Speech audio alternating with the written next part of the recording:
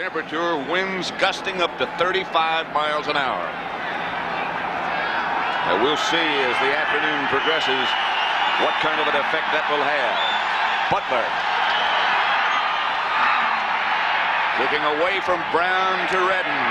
Floats down at the 5, and Redden brings it out from there to about the 18. Cliff Thrift down to make the tackle.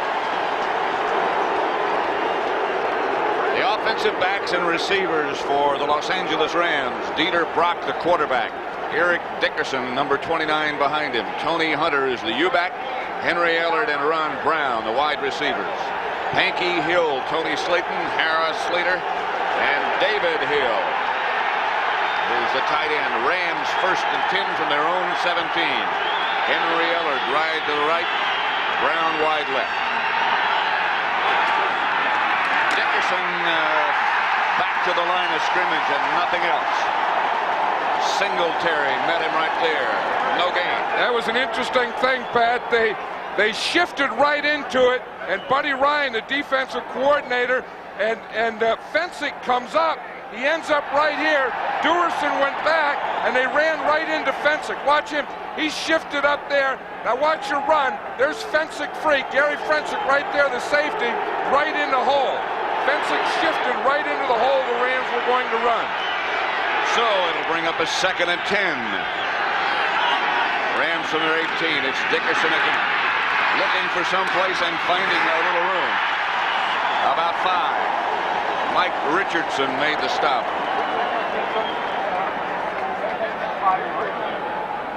Let's see if we can see that shift again. They're doing the same thing. You see, this is Dickerson back here. Fensick comes up here and he's playing a linebacker. This time they get a pulling guard up here and he knocks it back. They said, I got a safety playing linebacker. Watch this. Watch Ken Hill when he comes around here. Watch the contact. Oh, right there was a right tackle, Jackie Slater. Tyrone Keys has replaced William Perry. And Dickerson is hit behind the line of scrimmage by Steve McMichael, and the Rams will have to punt.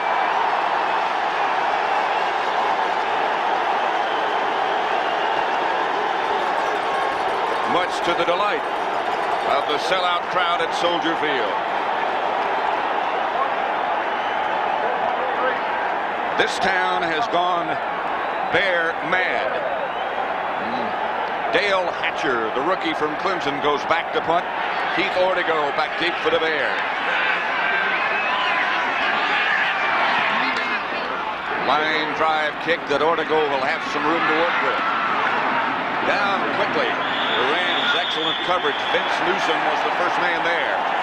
34-yard punt, 1-yard return. The Bear offensive setup has McMahon at quarterback, Peyton and Suey, Galt and McKinnon wide.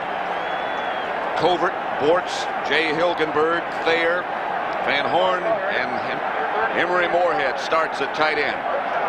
Bears have the ball. They'll start 1st and 10, their own 44. They're going into the wind, but it's really hard to say in which direction it blows, because down on the field it really swirls around. McMahon on 1st down throws up the middle. Moorhead inside the Ram 40 to about the 37.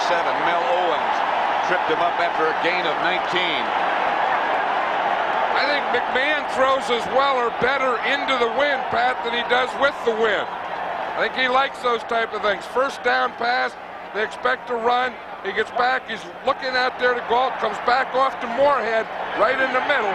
He picks up the 1st down. All the way down to the Ram 41-yard line, 36-yard line, make it. Willie Galt split wide to the right. McKinnon moves in motion. McMahon to work again. To Galt. To about the 16. Gary Green after a gain of 20. Hey, that's what they did last week. That's what they wanted to do again. Get the ball, get it to Willie Galt early, and hope he catches it. Because if he gets a ball early and catches a ball early, then he has great confidence. Watch Reggie Doss, 71, come in here and hit McMahon after he throws the ball. Boy, that'll clear out those sinuses.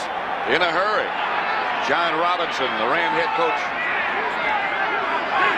First down Bears from the Rams 17. 2 straight passes. Draw play, Peyton fumble.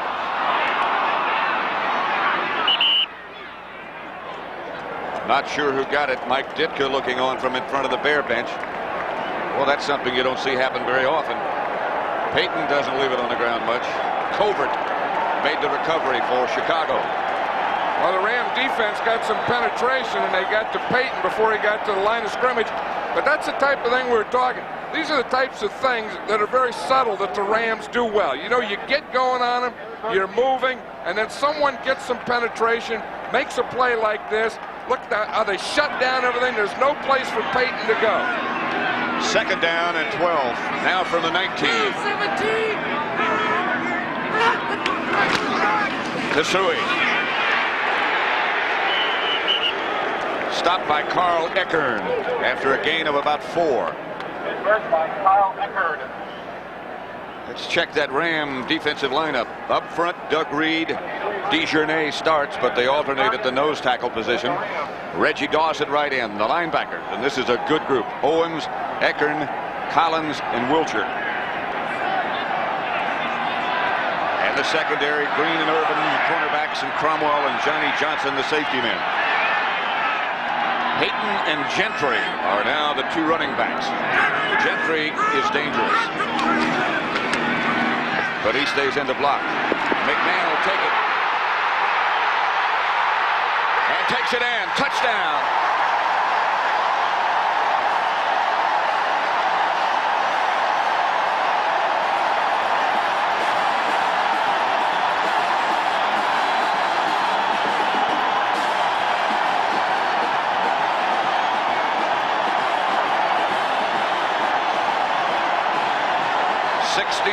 Touchdown scramble by Jim McMahon. One of the things that the Rams feared most of all. They were hoping to be able to shut him down. They had somebody assigned to mirror him, as they said. But the mirror broke. Butler for the extra point with Fuller holding. And it's 7-0 Bears.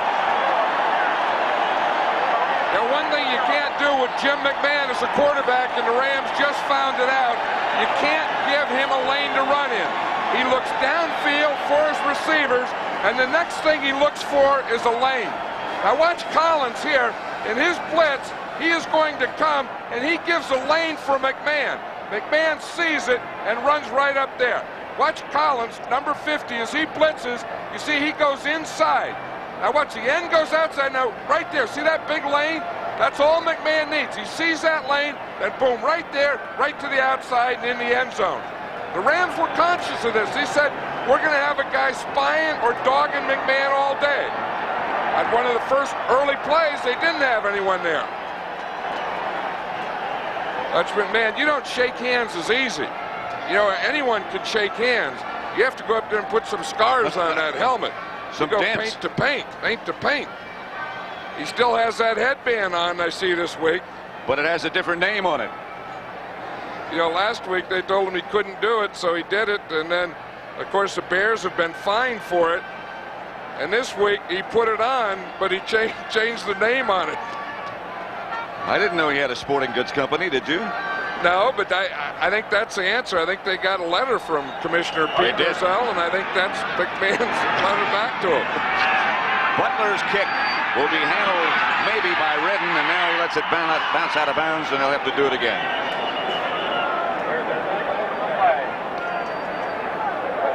A 16-yard touchdown run by quarterback Jim McMahon as the Bears of Mike Ditka on top 7-0. The scoring drive then, 5 plays, 56 yards. They kept it 3 minutes, 11 seconds. They threw it the first 2 times, and then McMahon scrambled in. 19-2 when they score first. That goes back to last year. They've scored first. Now they'll have to kick off again. You know, it's an interesting thing as we watch Kevin Butler there getting ready to kick off. When he was in college, of course, they used the tee. So after he was drafted, he stopped using the tee, started kicking off the turf, and became very proficient at it in a field goal. and then he had trouble getting back and using the tee again for the kickoff. He's changed the height of that tee several times, and now Brown and Redden swap spots. Butler saw it. It's going to go back to Brown if he can handle it, and he handles it 2 yards deep in the end zone. Redden says stay there, and he does. You realize he kicked that ball from the 30? 75 yards he kicked it. Well, that's a pumped up kicker. You know, Butler and McMahon are best friends, and I think after McMahon goes out and scores like that, then Butler says, heck, if he's going to do something, I better do something. Then he kicks it out of bounds, and he goes, wow, now I really have to do something. So if we're going to remain friends. Yeah, he put the old backside to that. As they say, he got all of it. First down, Rams, their own 20. Dickerson moves into the back of the eye. Dieter Brock throws outside, intended for Duckworth behind him. The Bear defense has become very well known, but just in case you don't know them, Hampton, McMichael, Perry, and Dent start up front. The linebackers, and this also is a very good group, Wilson, Singletary in the middle, and Wilbur Marshall. And the secondary, Richardson and Frazier, the corners, and Dickerson and Finsick, the two safety men.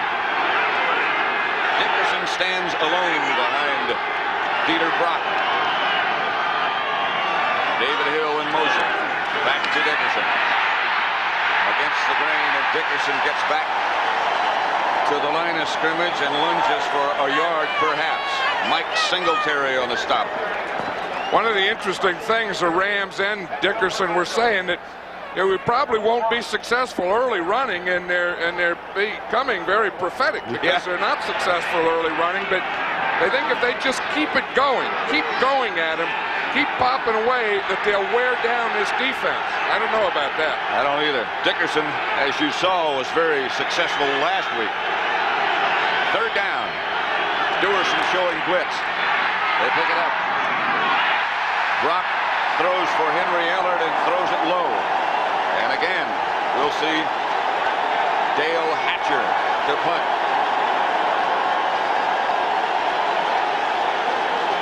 Dieter Brock trotting off. Hatcher is number 3. His first effort of the day went 34 yards, and Keith Bordigo returned it for 1 yard. Dale Hatcher, the punter here, was a teammate of William Perry at Clemson.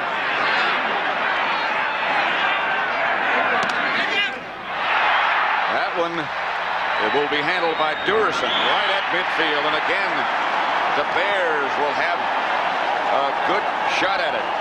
Again, it's very difficult to tell which way the wind is blowing. That would look like it hung up there a long time.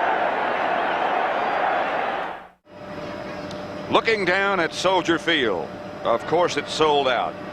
But what you can't believe, I'm sure, is the temperature right by the shore of Lake Michigan is 38 degrees. It's supposed to go down as the afternoon goes by. But right now, other than the wind, it's almost unbelievable. 7-0 Bears. They have the ball first and 10 at the Ram 49. Jim McMahon. I think in today's football, in any football, I think if I could pick a guy to quarterback my team, I kind of like this guy. He can do the things, handoff, run, ball plays, all that stuff. But he's a tough guy. He has a lot of charisma. He leads this thing. He'll do the different thing. I think his day is about 28 hours long. First down from the 49. And back he goes again. Screen pass set up very well to Payton as he steps out. Payton to the 30. Gary Green finally stopped him, but Payton did that little jig step that's become so familiar and broke out of the pack. And I'll tell you who made the block. Jay Hilgenberg, the center, gets out there. Watch 63. He's going to block. Now run right down the line. And he's going to see someone reads it. I got to pick him off. Now watch 63. Boom! Picks him off right there. Now that frees Payton. Now Payton can put that ball out there and do that step and do all that stuff. But Hilgenberg got out there and he goes whap, and he just scrapes Mel Owens right off him. Hilgenberg has had one terrific year. Hit it for the Pro Bowl, and deservedly so. To Whiteman from McMahon, the backup tight end, gets about 8. And tempers start to flare just a bit. Jim Collins was the first man to hit him. That's what they say. You see that those linemen, Hilgenberg goes back there and they all shake hands. Boy, that's good. You were out there blocking and fighting and stuff, they say. Hilgenberg was saying the other day, so you know the great thing about being a football player is you don't have to take a shower to go to work. Watch Hilgenberg here. I mean, he's in Divisional. I mean, he hits him, gets the helmet in there, get that hand up there, boom, the right hand, then the left hand, then both hands, then another one, then the right again, then the push.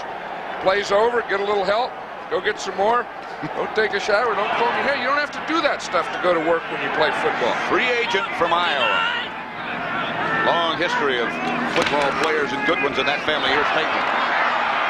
Peyton very close to a first down. In fact, I think he got it after a gain of 3. Owens and Eckern on the stop, 2 of the Ram linebackers. 6:33 left to play in the first quarter, and the Bears have thoroughly dominated. I tell you, they felt, I mean, everyone feels the day before, but they felt that it's very important to get ahead early on this team. Because if the Rams get ahead, then they can give you that big dose of Dickerson all day. But if you get ahead of them, then it doesn't mean as much. Galt is wide to the left. Suey sets up as the flanker behind Reitman to the right. McMahon goes quickly to Galt. And Galt in the grasp of Leroy Irvin. Still got 6. That was an audible there. They saw Leroy Irvin off, and they audibleized to Galt. Now, it's a quick pass. Now, watch 74, Jimbo Covert here. He has to cut Reggie Doss, the end man. See, cut him down so that gives McMahon the lane to throw that short, quick pass out to Galt. So you got to get that end man down. Then he can't get his hands up to knock the ball down. Get his hands down, get him down. That's what it is. Covert cut him right out of our picture.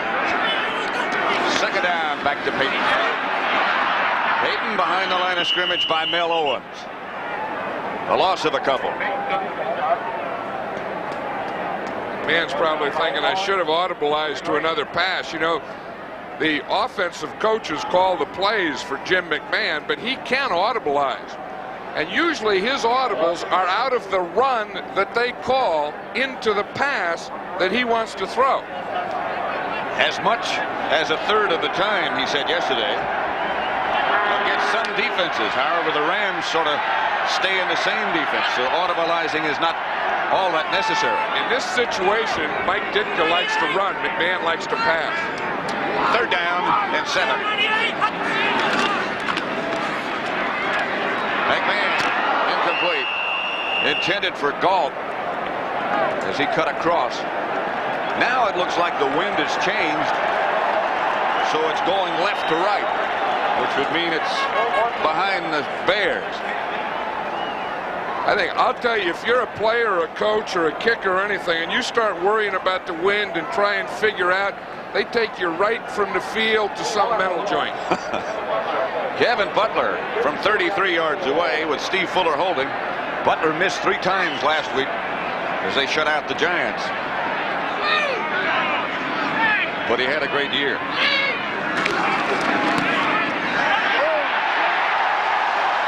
Back on track. And the Bear lead increases to 10-0 with 4:26 left to play in the first quarter. 10-0 Bears, 4:26 left first quarter. Butler will kick off to either Brown or Redden. Last time he kicked off, at the last second, they swapped sides. Obviously, Butler would like to kick it away from Brown, not intending to insult Redden. See if they switch again. That's what they're trying to do. The Bears are trying to do what they call spot kick. Kick to a spot, then have all their cover guys run down to that spot. This is not a very good kick, and it's going to be handled by Brown at the 19. Don't forget he's got that great speed. But he only returns it about 5 yards, 6 yards before Morrissey and Thrift bring him down. You know, of all the things that the Bears have done well this year, the one thing that they didn't do well was their kickoff coverage. And that's one thing they've been worried about. all year. And of course, when you're playing the #1 guy in Ron Brown, they've been worrying about it mostly this week. They had a pretty good start. 1st and 10 for the Rams. They're at their own 25. There is no safety man. Over Brown's head. They had a bundle if they complete that one. They didn't have any safety in the middle. In fact, they didn't have either safety on the field, Fensick nor Dickerson. And they had a 5 defensive linemen. Watch all these guys up here. Here's 1, 2, 3, 4, 5 defensive linemen. Then they had 2, 4 linebackers. So they were 5, 4, and only 2 defensive backs and no safety. That's putting a load in the middle. That's one we haven't seen before. Now they go back into that shift. Fensick comes up. Dickerson comes out of there. Dickerson tripped up by Singletary after a gain of 6. I think the Rams have that shift figured out now. They're shifting Fensick up, and every time we've seen them do that this year, they've run right at Fensick. That time they did again, but they had a blocker on Fensick. They had a little success there. Brings up a 3rd and 4 situation. Brown wide left, Ellard wide right. Dickerson standing right up behind Brock so he can hear what's going on, and now he backs away. Here's Eric Dickerson. He did not get the 1st down. Looked like there could have been. It must have been a fumble. Well, David Hill ended up with it. Yeah, the ball came out of there, and David Hill recovered the fumble for a 1st down. They had Eric Dickerson stop. Dickerson looked like he left his blockers too soon. Watch the guard and the tackle pull here. Dickerson just goes straight ahead. He leaves both blockers. Now right here he gets hit. The ball comes out, but it comes this way. David Hill catches it and runs it, advances it for a 1st down. Their first down. That's one way to get it. Brock back to throw. Gets it outside to Tony Hunter. And Hunter hammers up to about the 45 before Leslie Frazier gets him out of bounds. A gain of 7. Wilbur Marshall missed a tackle on that. That's one thing about this Bear defense. They're all good tacklers. And you very seldom see a guy miss a tackle. First, I think Tony Hunter caused a little of that. You know, maybe gave him a little move there. Marshall was right there and had him and then missed him. 2nd down and 3. Dickerson and Redden. 2-back setup now for the Rams. It's Dickerson. He is hit by William Perry right at the line of scrimmage and lunges up close to another 1st down for the Rams. Yeah, they are having trouble, Pat, with that shift we're talking about, where they take Dickerson, put him back, and they bring Fensick up. Fensick made that tackle again. Let's see if we can see what they're doing.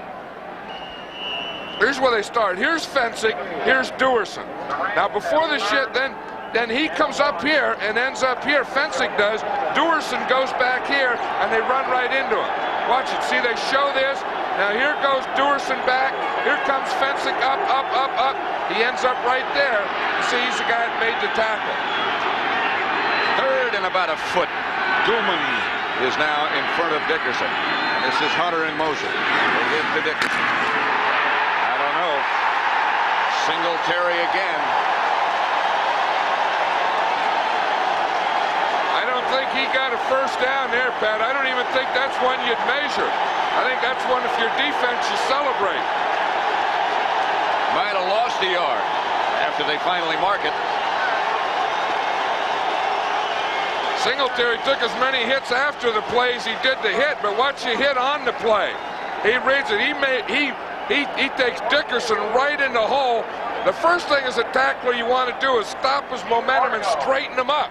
Then after you get him straightened up, the next thing is you get him going backwards. Those two have met before in college and the other times they've played since they've been professionals. Dickerson from SMU, Singletary from Baylor. Hatcher's kick sails away from Portico. He lets it bounce out of bounds, and the Bears will take over at their own 19. 1 minute, 17 seconds left to play in the first quarter. 10-0 Bears over the Rams. Penalty marker down, and the conference goes on with Jim Tunney, the referee. It's against the Rams. Number 51 downfield illegally. Penalty is declined. First down.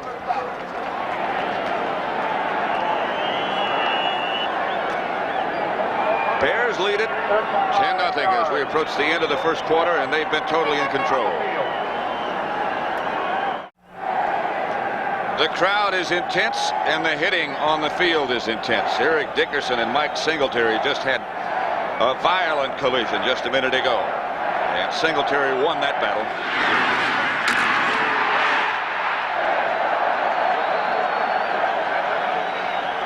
They said they were going to put a lot of hats on him, and they did. The big hat of Mike Singletary was the first one there. You wonder what excites a middle linebacker? I think we just saw it.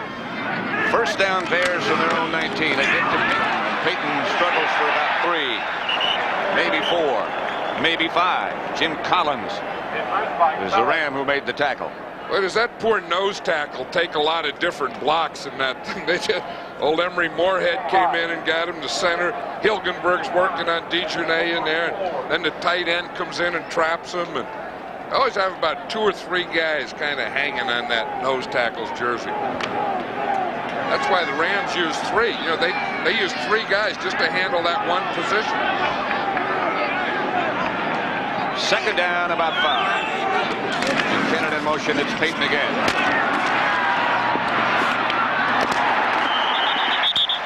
Jumped away from Nolan Cromwell and from Gary Green, and jumped very close to a first down.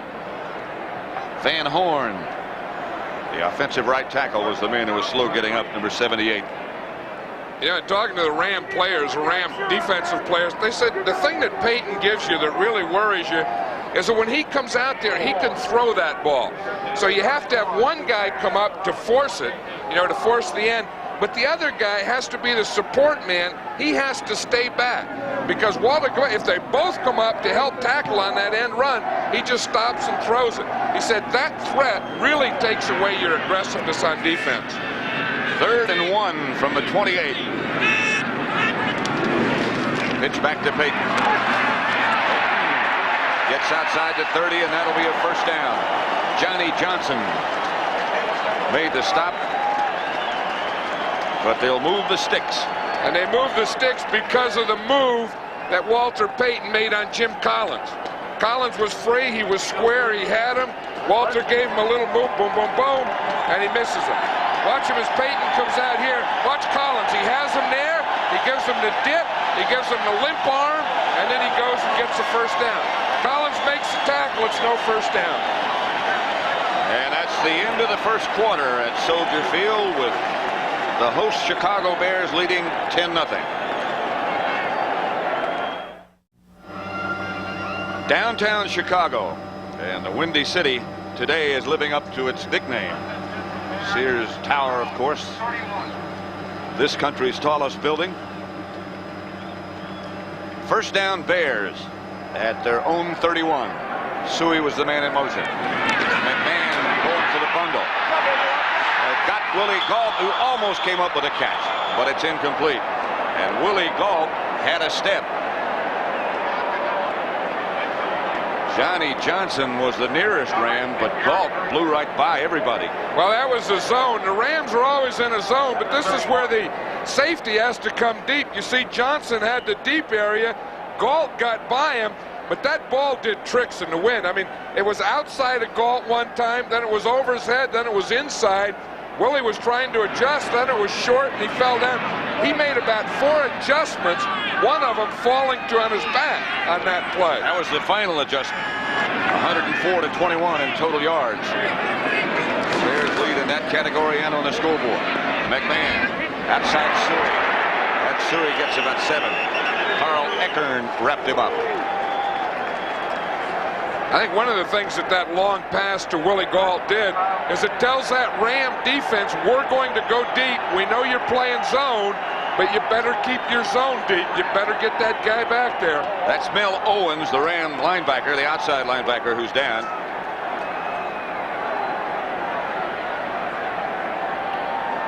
5-year pro from Michigan. The Rams have 8 linebackers. And they're a strong group. That's their strong suit. Let's go back and see if we can figure out what happened to Owens. Well, he made the tackle on display. I think he ran into Suey right here and his own guy, Carl Eckern. See Eckern on top? Eckern was tackling, and as he was tackling Suey, he was spinning around, and that went right into Mel Owens. And Collins was on top of all of them.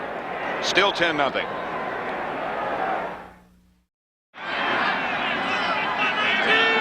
Third down and 4. 3rd and 3, call it.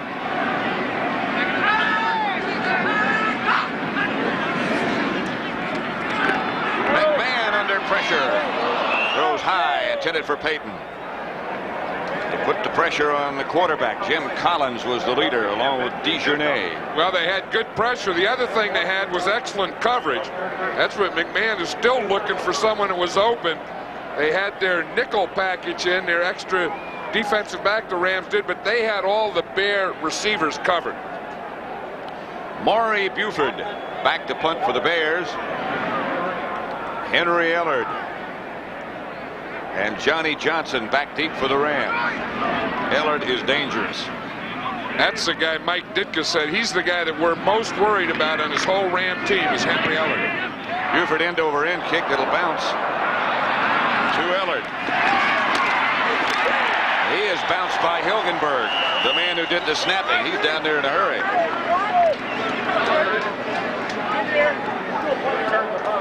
Next Sunday, the season's premiere of CBS Sports Sunday, featuring the 1985 All-Madden football team and the World Triathlon Championships. And I would think that Mr. Hilgenberg might certainly be a candidate for the All-Madden team. I'm not asking you. Well, no, he is. I mean, the guy that does that, he, plays center, snaps on punts, run down. His whole family, they all had center. Those guys never played catch in their life facing each other. They used to be in the backyard, and all they'd see is the backsides going all the time, and, shirt hanging out, stuff like that. There was a guy who was on it last year, Bill Bain. Bobby Duckworth was split wide to the left. Here's Dickerson, chased by Wilbur Marshall and taken down by William Perry. A loss of about 4.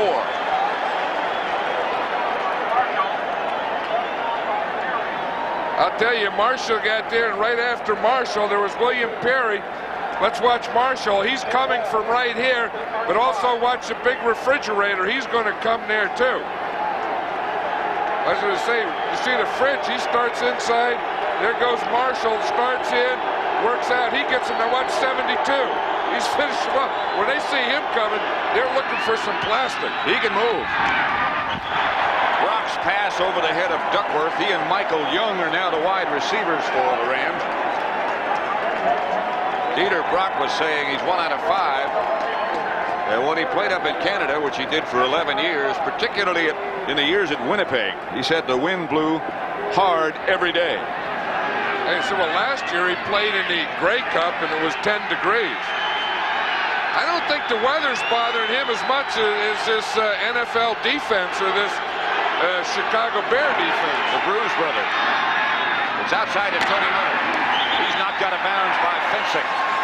And again, the Rams will have to punt.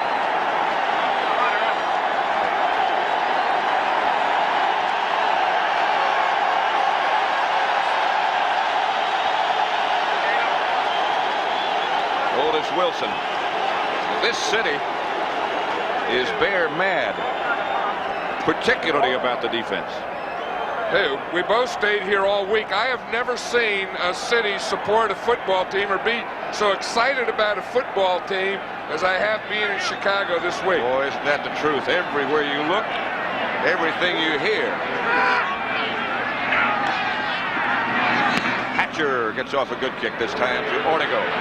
Back at the 20. He had a tough time circling in on that one.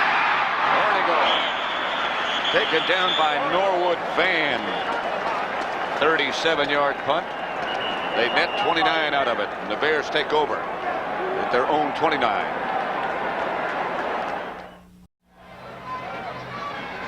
Let's watch what the wind is doing here. Here's the snap to the punter, Dale Hatcher. Watch how it just starts going out, out, out, out. He catches it outside. Then when he punts the ball, he punts it right here in the right hash mark, and it ended up outside the left hash mark. Ortego did well not to fumble it. Hatcher did well catching it. He did. Inside handoff to Calvin Thomas, and it didn't fool anybody. Reggie Doss. Jim Collins on the tackle. That's a type of play that really isn't going to fool this Ram defense, because they're a stay-at-home, read type of thing. Everyone just play their area. They started Walter Payton one way, then they came back underneath. But the Ram defense is a very disciplined group. Of course, then you say, well, then how come they gave McMahon the lane to run in for the touchdown? I don't know. That time they weren't. Their whole philosophy is very simple. Second down and about 11. McMahon back to throw. He's under pressure, and here he comes again. McMahon slides about a yard shy of the first down under Carl Eckern. Picked up 9. McMahon says he doesn't understand that rule. He says, what's the rule? He's telling the referee, Jim Tunn, he said, they told me that if I slide feet first, they don't hit you, you're down. If I slide head first, they can hit me. So I changed from sliding head to feet, and they still hit me. What's the deal, ref? Watch him here. It's the same thing. Now, number 69 is Meisner. He's the nose tackle. I think he was supposed to be spying on McMahon. You see him coming here? He's just not fast enough. McMahon gets by here. Now he gets the play. Now he sees he goes feet first, and he still gets hit. That sets up 3rd and 1. Thomas in motion. The handoff to Payton, and he got the first down. Reggie Doss on the bottom of the pile, but Payton got just enough. Checking out the total offense, 121 yards for the Bears, 26 for the Rams, with 11:27 left in the first half.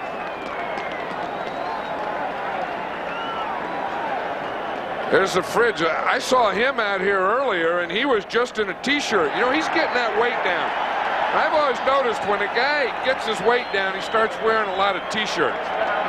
You know, when you have your weight up there, you wear a lot of coats and stuff over you. You thought his weight was going down? I think his weight's going down. Yeah, I do. I think that 7 and a 2 is getting closer to the middle of his body now. Looked like a full package to me when we were down on the field before. He said one thing. He said, I'll tell you, the wind doesn't bother me. He said, I feel sorry for those receivers. Fridge can anchor himself in there, but he stays where he puts those feet. Take a pretty stout breeze to move him around. Here's McMahon. McKinnon at the Ram 44. Gary Green stopped it. I don't know if that's with or against the wind, because the wind is swirling down there, but that was a heck of a throw by Jim McMahon. Watch Dennis McKinnon. He's going to come up, then he's going to run it in here towards us right now, but that ball was zipped right in there. He hit him right between the 8 and the 5. We were talking about the weather forecast yesterday with Dennis McKinnon. He said 40 degrees. Man, that's going to be a breeze. 7 out of 10.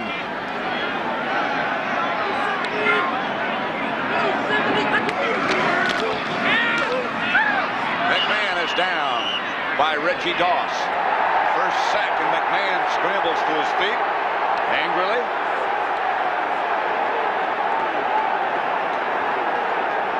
He wants to get in a fight. You can't do that. A quarterback, you can't fight.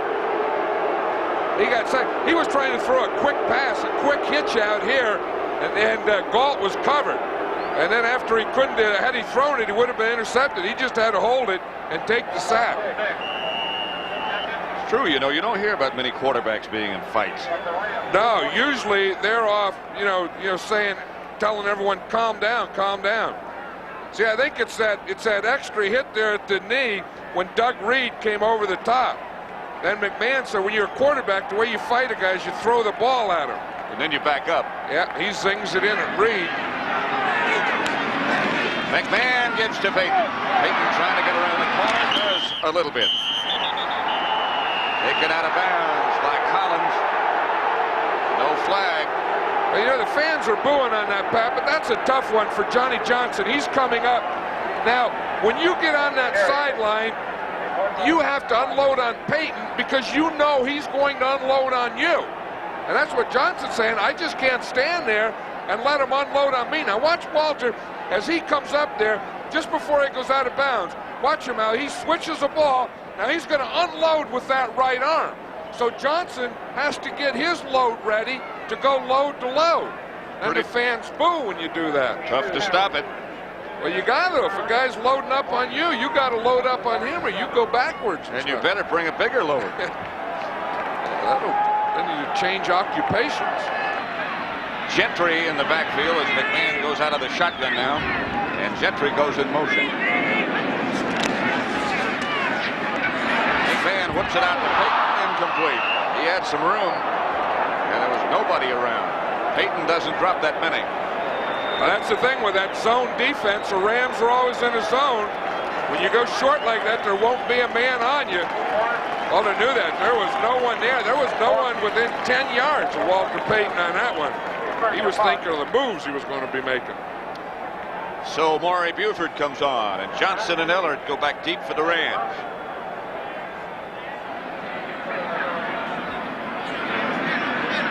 Buford's first effort was of 37 yards. Leroy Irvin. I said Ellard. It's Leroy Irvin back deep.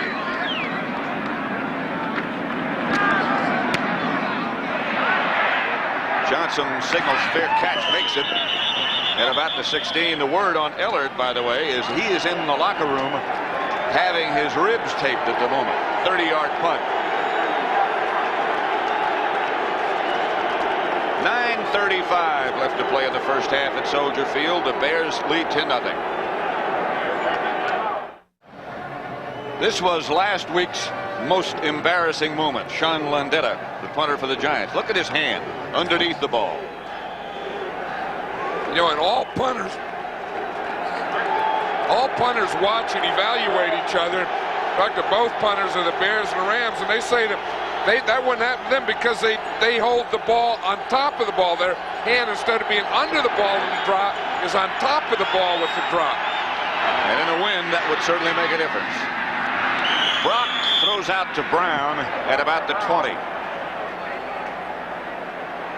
A gain of 3, and that's all.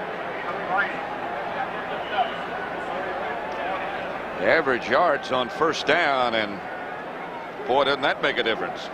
Well, it makes a big difference, especially the team that only has 1 yard. The Rams, that's their thing. You know, they don't play long yardage. I mean, Dieter Brock isn't the kind that's going to convert 3rd and long for you a lot. 2nd down and 7. Tony Hunter was the man in motion. Brock backs out. Got the ball, I believe, to Brown again, and that should be enough for a first down. A gain of 11 this time. Leslie Frazier was the defender. I'll tell you one thing that, you know, in this first half of the game, the Rams offensive line is doing a better job at pass protection than the Giants did a week ago. I mean, Dieter Brock is getting rid of the ball quicker. He's taking a shorter drop, 3 or 5 step, quick release, and he's getting relatively good pass protection. 1st and 10. They have no sacks as yet. They had 6 last week. The Bears. Ball at the 31. Dickerson cutting back, trying to find someplace to go, and there's not much room there. Singletary and Marshall wrap Dickerson, and here comes another little scuffle. Pankey and David Hill of the Rams involved with Dickerson and Dent. Gain of 3. See, Perry's in there, the refrigerator. He's shaking his head and saying, "Not me." So he said, "I didn't do it. The other guy started it." I said, "Come on, Biscuit." They don't call him Fridge. You know, he got that nickname Biscuit when he first came in. Dan Hampton, 99, next to him, watched him get on a scale and said, "That guy's a biscuit away from 350. That's what they call him, Biscuit. Buddy Ryan calls him the Big Rook. Big Rook. Big Rook, Biscuit, Fridge, Refrigerator. Got a lot of names. Brown has the ball. And the penalty marker goes down. I think Brown might have run out of bounds. I'm not sure. It's Michael Young, not Brown. If you look at the official on the sideline right here, Burl Toller has his hat off. That means he threw the hat when Brown went out of bounds. It's Young, not Brown. We're both wrong. but I think he did go out of bounds. Well, he did go out of bounds because Burl Toller is back here on the 35-yard line with his hat off. The receiver went out of bounds, making him ineligible. Loss of down only, 7 down. But the rule is the receiver can go out of bounds and come back in and catch a tip pass. He can come back in and block, but he can't go out of bounds and come back in and be the receiver. Watch, he got bumped. You know, the thing is, he did go out of bounds, but that was an illegal bump. Mike Richardson can't bump him after 5 yards before the ball's in the air. You can bump that first 5. Now, that official, he did a good job of catching Young going out of bounds, but he did a bad job of catching the bump that knocked him out of bounds that was illegal.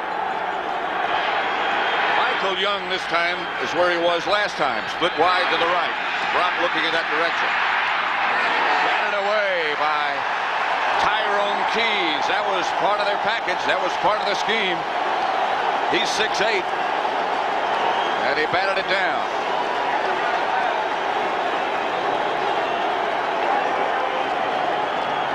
Buddy Ryan has a new wrinkle, and that is to put Tyrone Keys in on passing down. They have their 46. Buddy Ryan calls Keys too tall. So he said, we're going to put too tall in there because Dieter Brock is going to have a tough time throwing overs, and we want yet another tall guy in there. Brock is only 6 feet. Hatcher to punt. That's a good one. More to go. Sandwiched at the 25. Mark Giroux. I think there may be 2 penalties down there. The official threw a flag and a hat.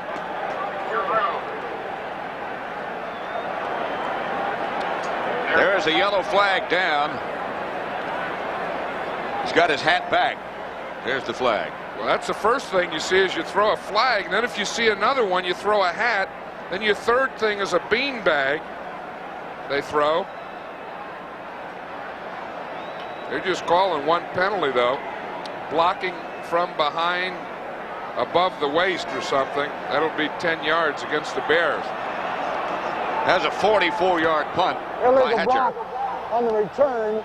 Number 29, Chicago, 10 yards, first down. Call against Dennis Gentry.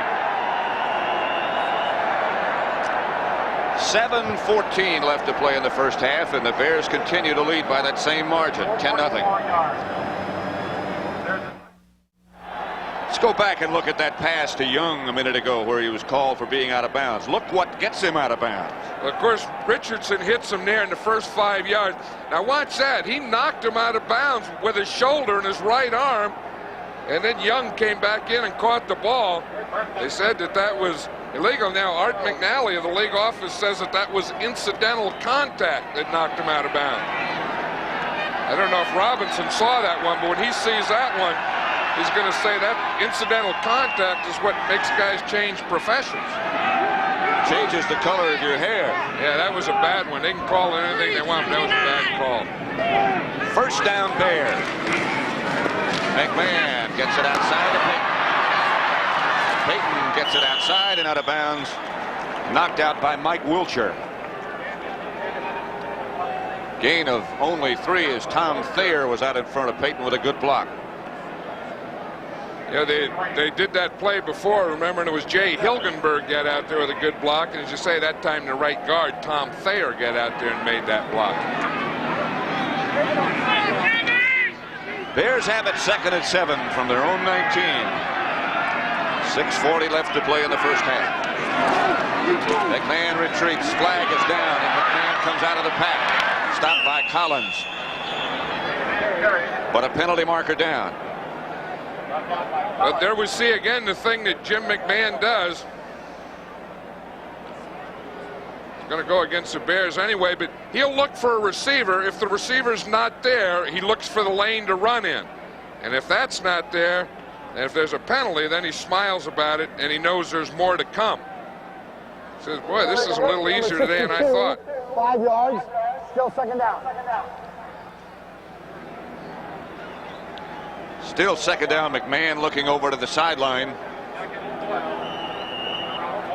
It'll be 2nd and 12.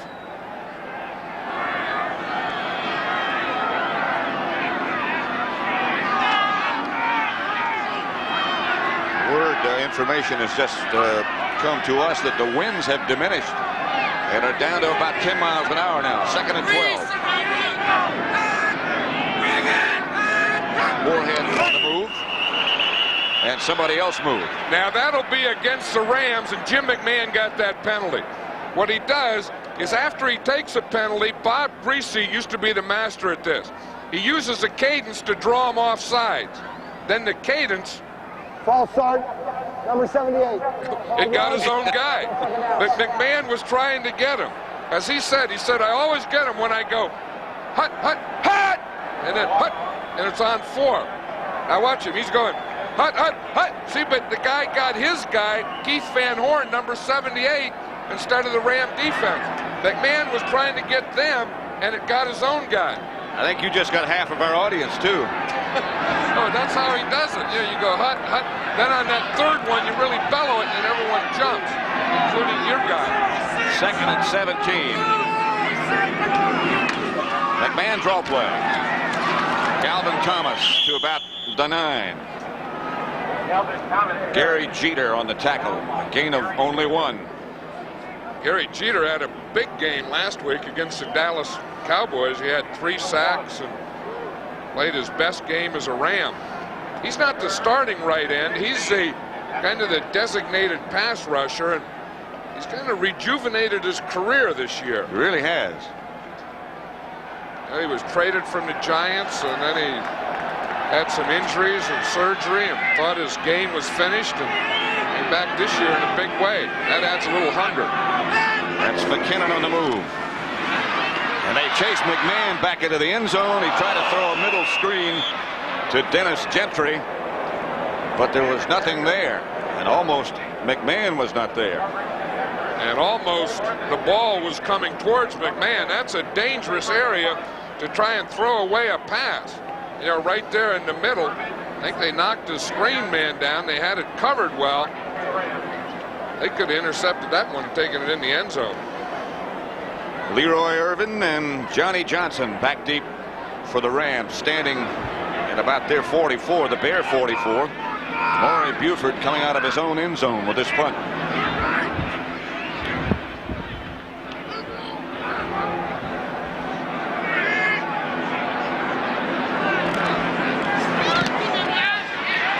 Buford's punt bounces away from Johnson. It really takes a Bear bounce. Some confusion between Irvin and Johnson as to who would handle it, and it winds up all the way back at the Ram 35, a 55-yard punt. Of course, we have to remember that the top punt returner in the league, Henry Ellard, isn't in there. We have a backup in there, Johnny Johnson. It looked like they just didn't have their communication down, because there's no way they should have let that ball hit the ground. Look at John Robinson's reaction. You know, I mean, you lose 20 yards of field position on that bounce. That'll gray a few gray hairs on a coach. Henry Ellard is back now, got his ribs taped. Dieter Brock looking in his direction. Incomplete. Knocked away by Singletary. Flag is down, penalty marker down. If the wind is decreased, it's pretty hard to tell it. I think it may have decreased and then picked up again. No foul on the play. The ball was touched. Ball was touched. Incomplete pass. 2nd down. Singletary tipped it, so there's no foul on the play. What they're saying is here comes number 50, Mike Singletary. Now, because he tips the ball, then there can't be pass interference on the corner. See, the corner interfered, and had that ball not been tipped, it would have been pass interference. Drop. Pass Duckworth, incomplete and out of bounds. Frazier was close, sorry. That looked like a duck to Passworth.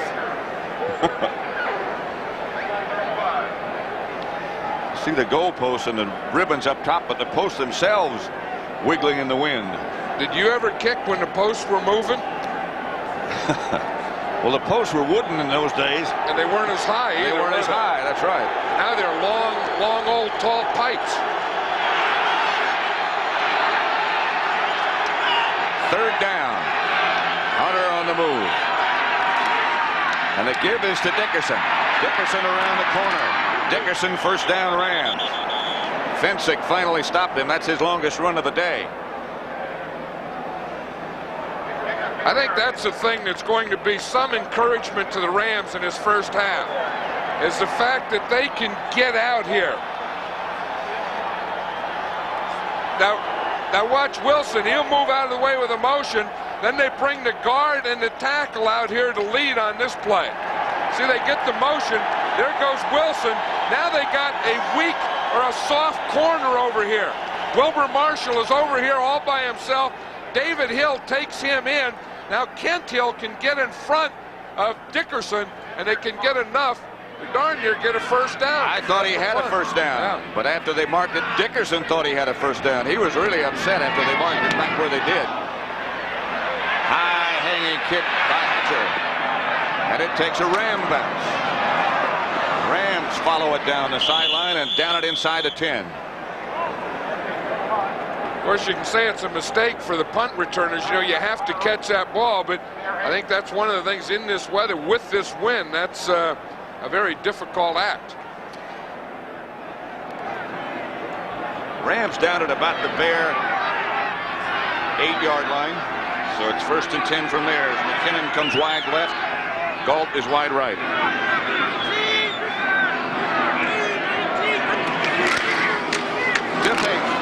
And there is nothing there. Peyton might have struggled for a yard, but not much more. Reggie Doss was the first Ram there.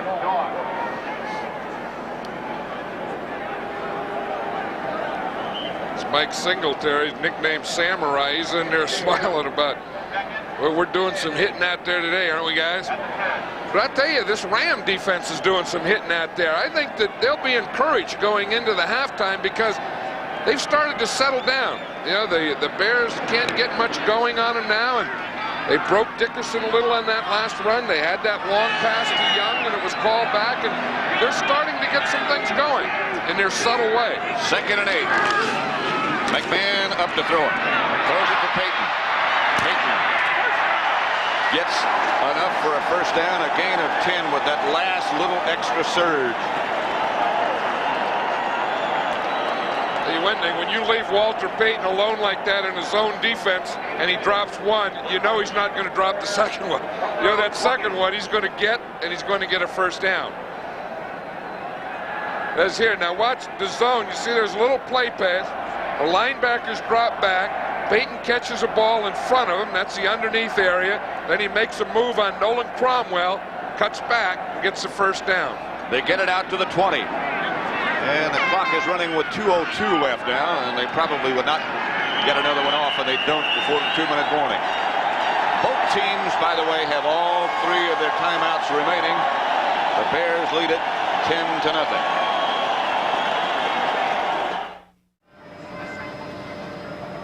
Looking down at Soldier Field.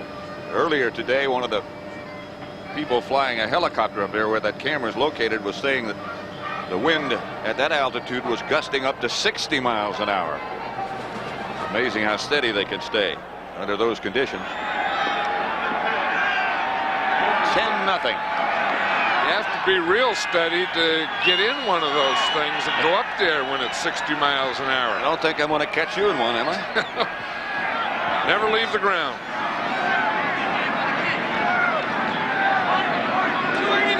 It's 1st and 10.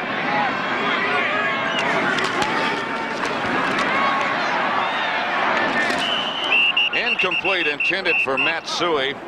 Jim Collins on the coverage. Mike Wiltshire put a little pressure before he was picked up by Peyton. Hey, one thing, you know, that's the thing that people don't always realize about Walter Payton is that they ask him to do these type of things. You know, he's not only a runner, but I mean, he'll block for you, he'll do everything, and if he doesn't get it done the proper way, he'll hold, he'll grab whatever it takes. When you've been in the league 11 years, you get your body turned a little, you grab, you pull down, do those things. McMahon is down by Doug Reed, and the second time he's been sacked. Hey, and Doug Reed came in. He looked like he was relatively free. Rams have called a timeout.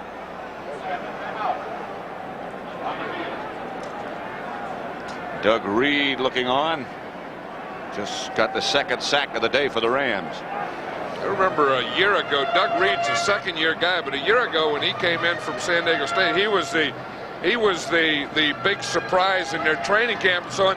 And he was also the guy that had to replace the legendary Jack Youngblood. Now we see Doug Reed here. We get this linebacker's blitzing, and Reed is coming here. And Van Horn, the right tackle, isn't sure who he should take. He tries to go out. He finally goes with the linebacker. The tight end was supposed to block Doug Reed on that play. And he came down to cut him, and he missed him. Doug Reed got there. The Rams have taken the timeout, leaving them with 2. John Robinson, old friend of yours, close friend of yours, and what a nice man. Well, forever. You know, John Robinson and I grew up together. We were in grammar school and all that, and I know what he's telling those guys. He was telling them because I know the way he thinks. He's telling, we got him now. He's telling, we got things going. We got him backed up. We got our running starting to go. We got a little passing on him. We're going to beat him in the second half, guys. We're wearing him down. I know that's what he's saying. That's Peyton in motion. And the handoff is to Suey. Collins was looking at him. A gain of 9, but that just about gets back to the original line of scrimmage. Carl Eckern on the stop.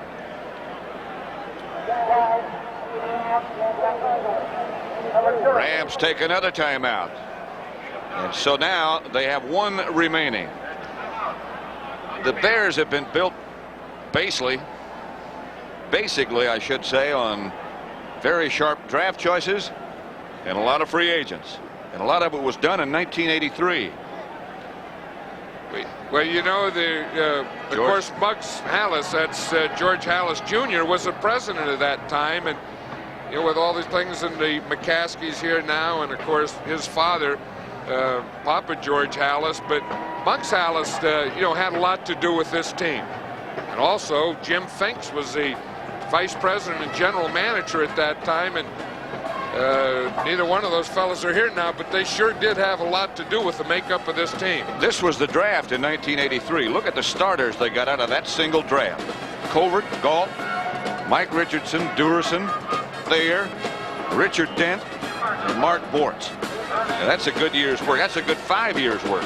Well, it sure is, because, you know, of those players, they're not only starters, but 3 of them this year are in the Pro Bowl. Right. So Maury Buford back to punt. And Johnson and Leroy Irvin stand at midfield.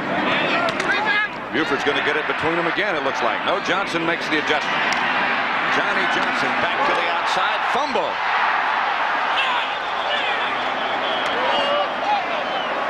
Jerry Gray fell on it. And the Rams have had a couple of near disasters on the last 2 punt returns.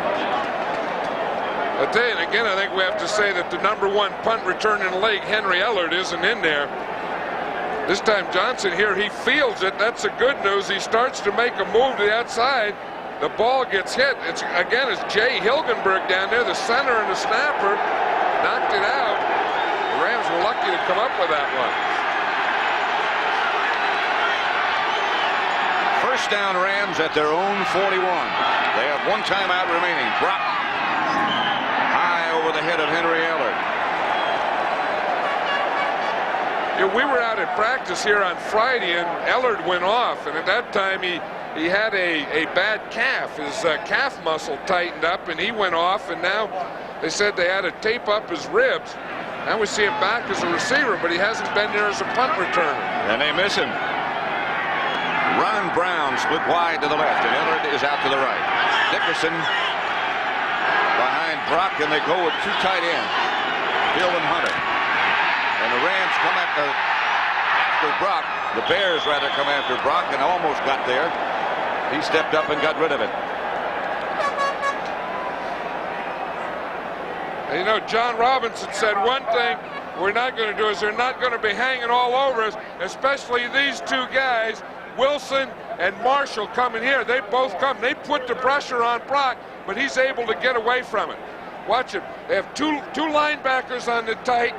Marshall, the inside of the two, is eventually going to put the pressure on him right there and hit him as he throws the ball. But Brock is going to get rid of the ball. That's what John said. He's not going to be holding that thing. Outside to Hunter. He can't find a handle. And it'll bring up a 4th down. It's incomplete. Finsick was with him.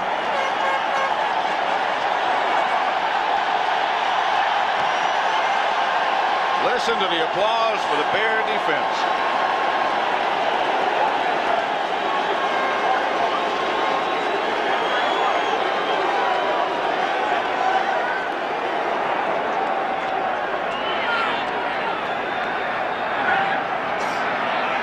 Hatcher back to kick.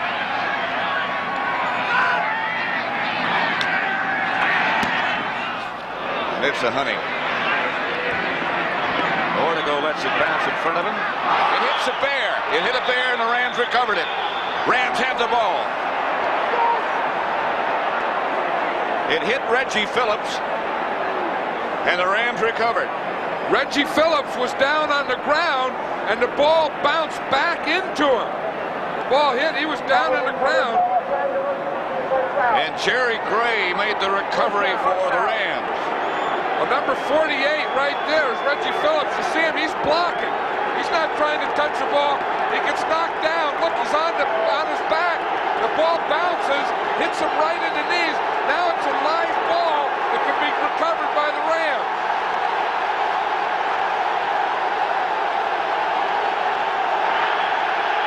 Much to the delight. The crowd is extremely loud. Hunter was the man in motion.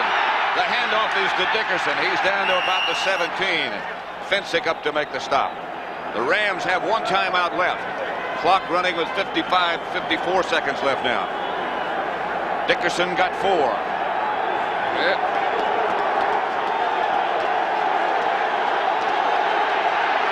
Rams are probably going to try and get a 1st down before they take their next timeout, but they better hurry up. Using a lot of valuable seconds. Here's Dickerson. Dickerson hammers down to about the 12, a yard short of a 1st down before William Perry and Singletary stop him. I think they're going to try and get another 1st down and huddle up before they have to take a timeout, but they don't have that much time. He's going to have to throw the ball out of bounds now. In a hurry. I'm surprised they even got in a huddle.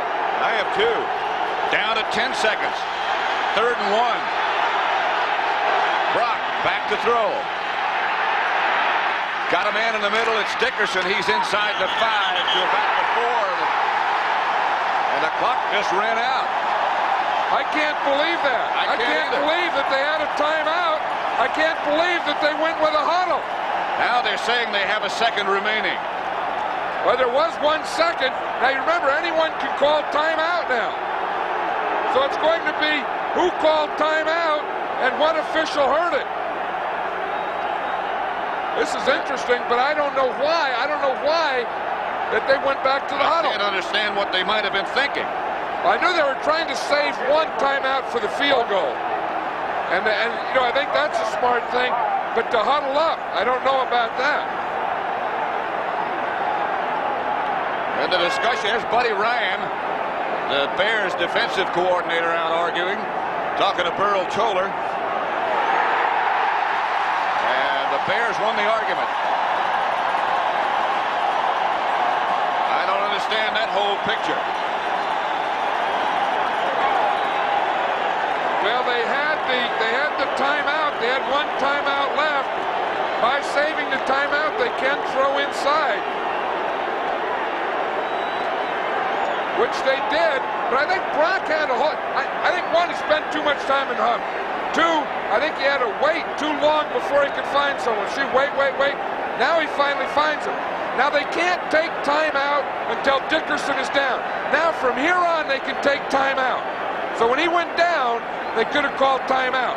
But you can't take timeout before the play's finished. You saw David Hill trying to call a timeout. Here's Dennis Harrah trying to call a timeout. Brock is signaling timeout. Robinson's calling a timeout. Didn't make it. But again, they could all call timeout, but on the officials' behalf, they can't give timeout until Dickerson is down and the whistle blows.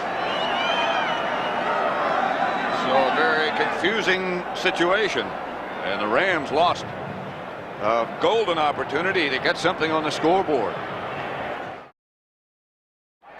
The Bears lead 10-0. Lansford set to kick it off in the direction of Woolley Galt and Dennis Gentry, both of whom are explosive. Funny looking kick in the direction of Gentry. Handles it at the 1. Is down at about the 23 in the arms of Vince Newsom, and a fight breaks out immediately. I don't suppose you could really call it a fight. Well, it's not over yet. May turn into one. A lot of pushing and shoving and perhaps even some profanity. 2-4. Calvin Thomas was the Bear involved, and Sean Miller was the Ram involved. They're the two guys walking off there. First down, Bears, their own 24. They lead it 10-0.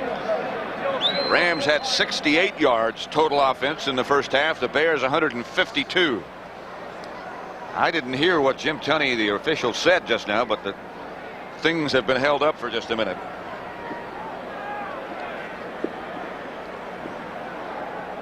Not sure the 30-second clock is working. And that is the problem. It is not working. Maybe it froze. Things, you know, the wind gets to it, the cold weather gets to it, things just go boom, and they have what they call power pops. The chill factor got to it. McMahon coming out throwing as he began the game. Complete to Moorhead, as he did to begin the game. Collins on the stop. A gain of 8.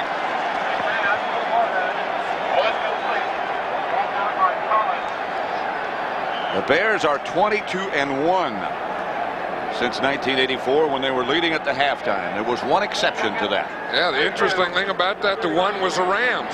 The only time out of those 23 games that they've led at halftime and lost to the Rams. That was last year in Anaheim. Back to Peyton. Peyton fumbles, goes out of bounds. It'll belong to the Bears. He's the last man who had possession. He picked up 8. Hey, some strange things have happened to Walter Payton. This hasn't been one of his better days. He's had a little luck with him, but that's the second time that he's fumbled. We remember he dropped a pass early. I think Walter Payton, for all his years of experience, he's still a little jittery over all this stuff. He said he was so excited this week that he couldn't even sit down or anything. He was just going to run in place all week. Only he could do that. McMahon to throw on first down again. Whips it out to Peyton. No drop this time. Collins tripped him up. A gain of 6.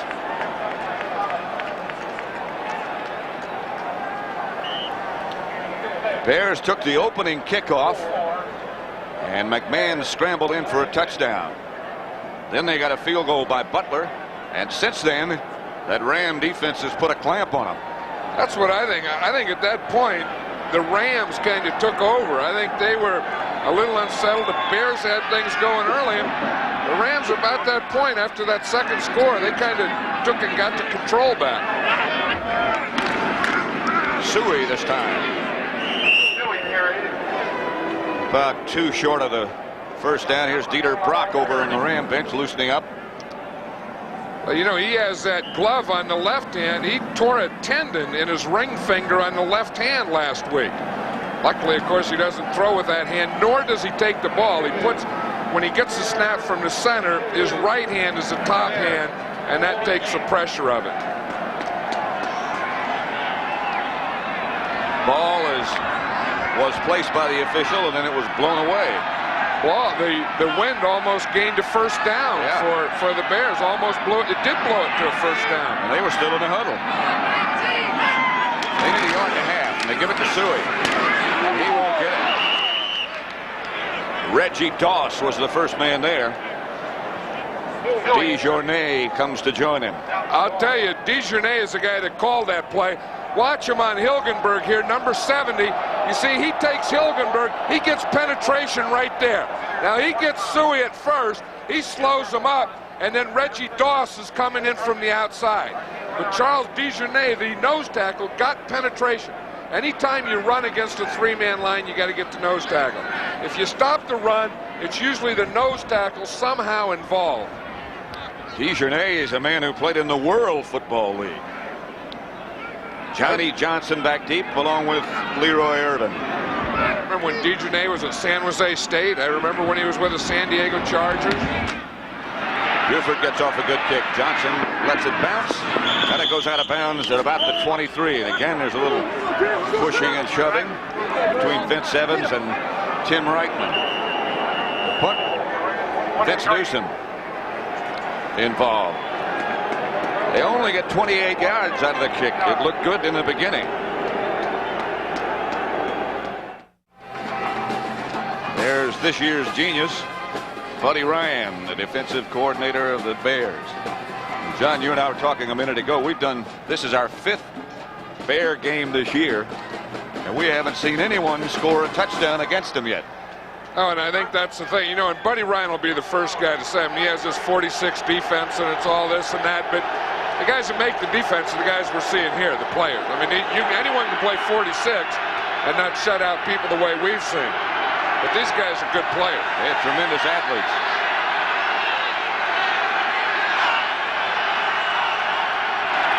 Brock retreats.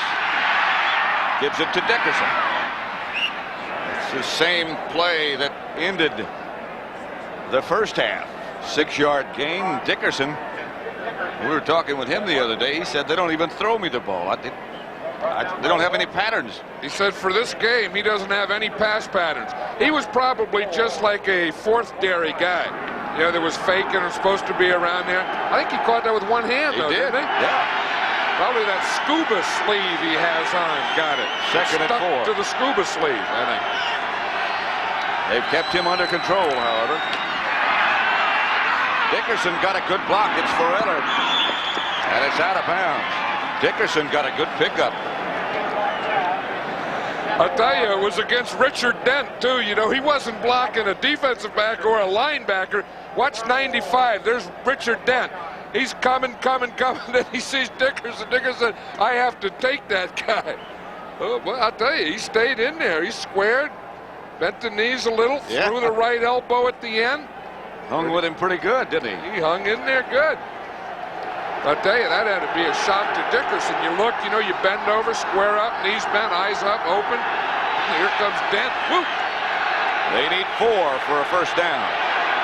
Dickerson and Redden in the backfield. Ellard in motion. Brock. Incomplete. And now here comes the flag. Richardson grabbed Ellard before the ball got there. And that's going to be against the Bears. That'll give the Rams the ball right there. They're at the 48-yard line. Watch him right here. We see Mike Richardson. He's grabbing it. He gets his shoulder. He gets that right and left hand on Henry Ellard before the ball gets there. That was right out in front. Everyone saw that one. That's a Ram first down at the 48. Excuse me, John. You know what? Mike Richardson's nickname is L.A. L.A. because he's from Southern California.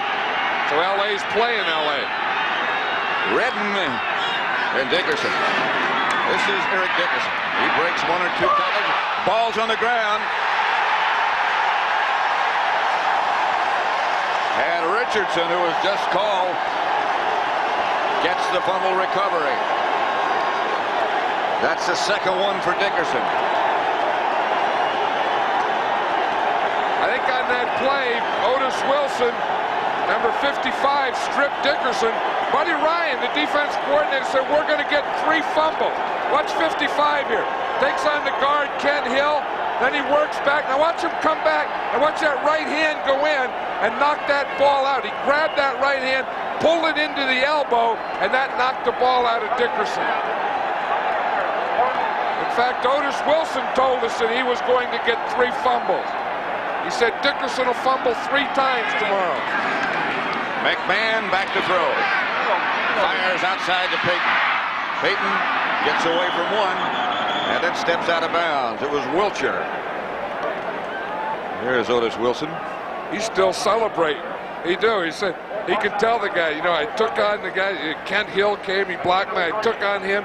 Dickerson got in. It was that gap play. Worked back in and grabbed his arm. Now look at that turnover ratio. Plus 23 in their 12 wins. Minus 8 in their 5 losses. You could do that to just about any team. McMahon back to throw again. And now almost flushed out of the pocket. Had to throw it away. Under heavy pressure again from the Ram rush. Intended for Reitman. Coverage to Owen. Hey, one thing about this Ram defense is they're always playing a zone.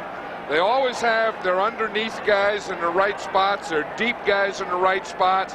And if you're going to hit them, you have to be right in those lanes and areas. You're not going to have guys running wide open against this Ram defense.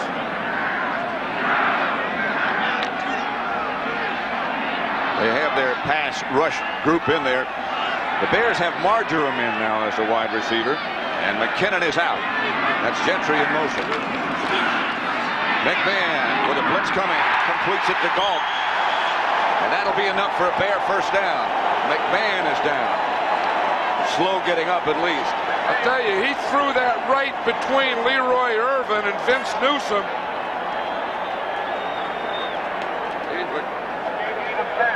You know, McMahon still has bad knees, you know, and every time he goes down, I'm sure that everyone's thinking about that. I mean, he's had shoulder injuries and kidney injuries and everything, but he still has bad knees. But watch this zip. 2 defenders. There's Irvin, there's Newsom, and he hit that ball zoom right between those 2 guys. And look what Collins does to him after he throws the ball. Boy, that jiggled that whole body. I mean, that put that spine in a different area. It's one you'll remember. He gives it back to Payton. Payton's going to be trapped for a loss and out of bounds. Leroy Irvin. But the Ram defense was right there. A loss of 4. That's the thing with a defense or a defensive coach. You know, when you have a guy doubled and you have him inside out and the quarterback still gets that ball in there, you wonder, what do you have to do? Clock is stopped with 9:32 left to play in the 3rd quarter. By the way, the 30-second clock now is operating. It's been fixed. There she goes. Marjoram split wide to the right.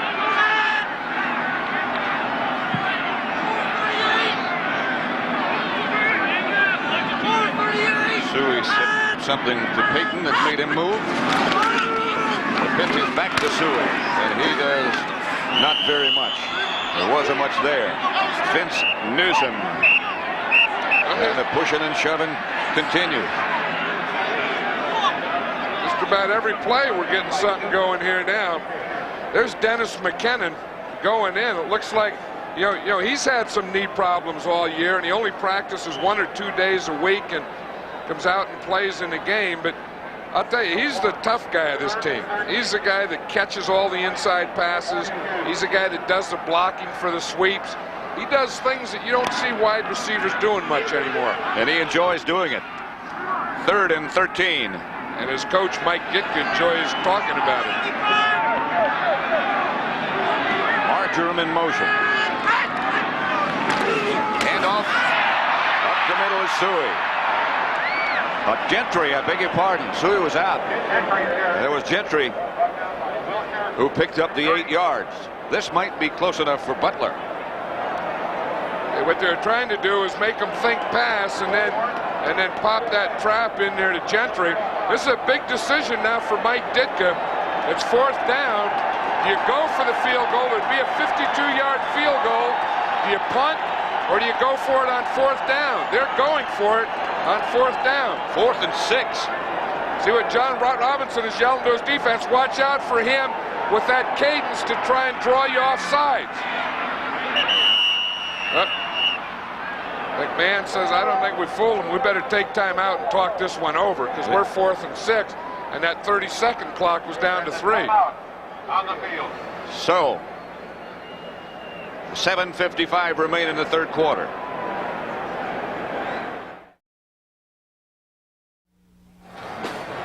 Head coach of the Bears, Mike Ditka, 4th year, 2nd consecutive year in the playoffs. Tell me a little bit about his thinking here.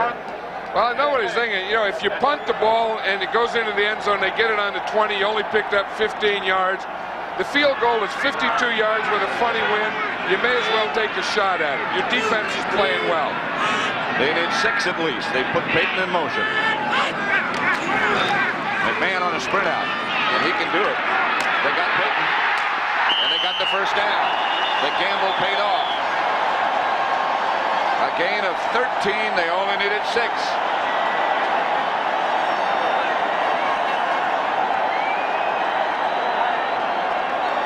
Hey, that's not a bad combination. You know, let your quarterback take the ball, let him sprint out here, have blockers out in front of him. Now he can run or he can find someone open.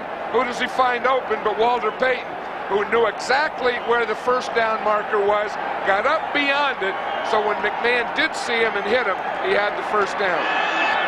1st and 10, Bears from the Ram 22. 7:47 left in the 3rd quarter. Here's Peyton, hit behind the line of scrimmage by Reggie Doss and Mike Wilcher for a loss. Here's Kevin Butler, rookie from Georgia, loosening up. He's wearing Fensick's jacket. Fensick's probably looking around. Where's my jacket? The kicker got your jacket. You know, Reggie Doss has done a good job today in that run. He sure has. The Ram defense has done a good job. Really have. They've been very, very solid. They need a big play or a break from their offense.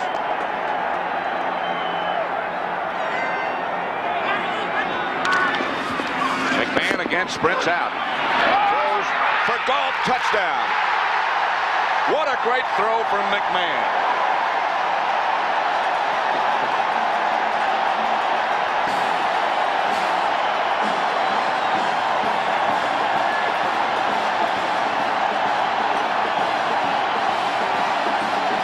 Touchdown pass of 22 yards. What a throw from Jim McMahon. And remember, it all went with Mike Ditka's decision to go for it on 4th down. He could have gone for the field goal. He could have gone for the punt. He said, baloney. Let's get that 1st down. Now we go for the shot of the touchdown. We can put him away right here.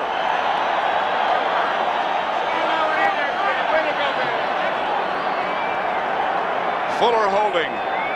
Butler for the extra point.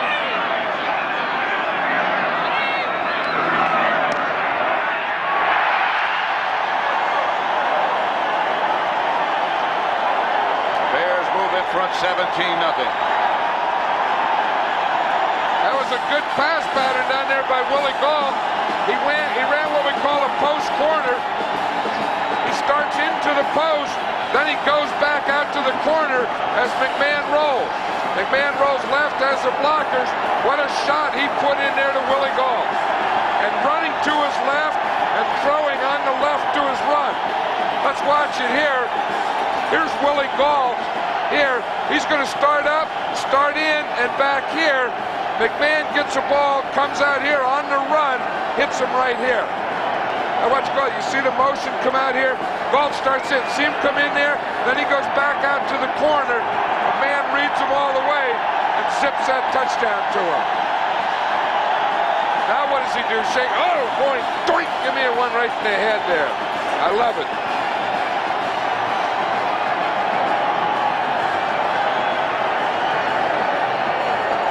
Who says you can't celebrate? This crowd doesn't know that. The Bears pitching another shutout. 6:56 left in the third quarter as Butler kicks off. That's Ron Brown, a yard deep in the end zone. And now around to the outside. And with that great speed, Brown stays on his feet and spins outside the 40 to the 42 before Jim Morrissey brings him down. A 45-yard kickoff return by Ron Brown. Hey, Willie Gault was the safety man. He was the guy that was supposed to tackle Ron Brown if he breaks away. Gault was waiting. He was one man away from it, and he finally got blocked. Watch Gault. He's staying there. He's saying, where is he? Where is he? Now Norwood Van, number 51, is going to come in. Watch him take Gault. Takes him right out of bounds. Gault gets in a reversal. Says, hey, I'm an offensive guy. Hey, I run fast. I don't fight. What do you want me to do? I'll race the guy to the end zone. Brock retreats. Ooh, Henry Ellard makes the reception, and Wilbur Marshall put a hat on him, a heavy hat. Yeah, they're going to be barking like dogs out there. Let's listen to that one again.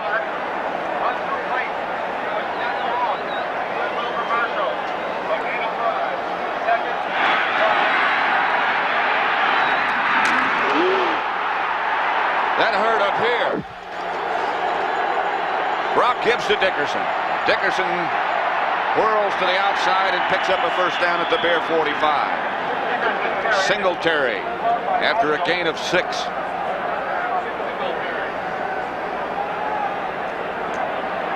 I'm sure he wanted to go for that fourth down play, and I'm sure he wanted to throw that ball in the end zone, and I'm sure he wanted to wear that headband again this week. Last week he got a letter from the league office that he couldn't wear it, so he wore it. This week they got another he couldn't do it, so he wore it again. He just changed what was on the front of it. Here's Dieter Brock with time. Pass is picked off by Leslie Frazier. Frazier with the interception. Intended for Ellard.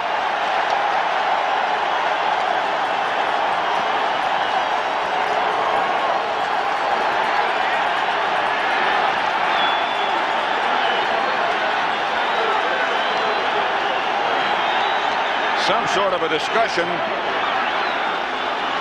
but it's Bears ball. No foul in the play. No foul. No foul. Leslie Frazier looked like he was there all the way and comes underneath for the interception. Watch him. He's on Duckworth there. He's running now. Instead of following behind him, look, he takes the interception angle all the way. He got underneath Duckworth, then he was running with him, and he got the reception. The interception. I'll tell you, there's a guy, I think he's one of the reasons for the success of this Bear defense. Well, you have to have good cornerbacks in order to be able to play that defense. Well, you leave them out there naked on an island by themselves, those two corners, and if they can't cover man-to-man, you can't play that defense. McKinnon is back, by the way. He had a bruised leg, but apparently it's okay. Here's Suey straight ahead. Collins on the stop after a gain of 6. Look at that. Think they don't play tough in the second half? Well, you know, maybe they're the ones that wear you down. I know the Rams thought that they would be able to come in and run and wear this Bear defense down. Well, they got 2 today. Otis Wilson there, he's talking about New Orleans already. They got some work here to do before they go down there. 4:40 left in the third quarter. McMahon back to Payton. Payton is stopped before he gets back to the line of scrimmage by Doug Reed. Refrigerator's ordering some more supplies. What he's doing, yeah, he's saying for the post game, look, when that game's over, I want a good supply in there. We got to refuel this thing. What would the refrigerator be talking about on the phone? I mean, usually they talk about coverages, adjustments. That's Steve McMichael talking to him now. Maybe they're talking about offense. If they get down there, they're going to put him in on the goal line package. Both of them? Both refrigerators, you mean? McMichael. No, not McMichael. It's third down. McMahon operates out of the spread. Chased by Jeter. Pass is incomplete. No flags, not yet. Emery Moorhead was the intended receiver. Vince Newsom was the Ram defender. I still say that this Ram team has played very good defense today, but they just can't get a play. They just can't get anything going. Because they've gotten the ball. The defense has gotten the ball back for the offense. They've done some things for them, and they just can't take advantage of it. But as you say, of all the games we've done, we've never seen a team score a touchdown against the Bears. So that's not easy. We saw the Jets get 2 field goals, but no one else. And no one's gotten in the end zone. Irvin Johnson back deep.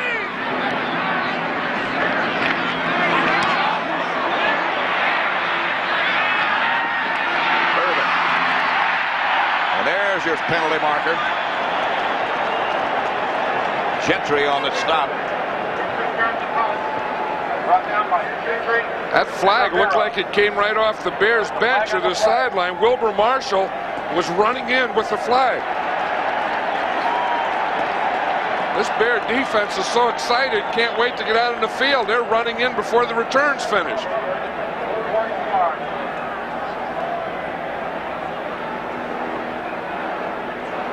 Here's Buddy Ryan looking on.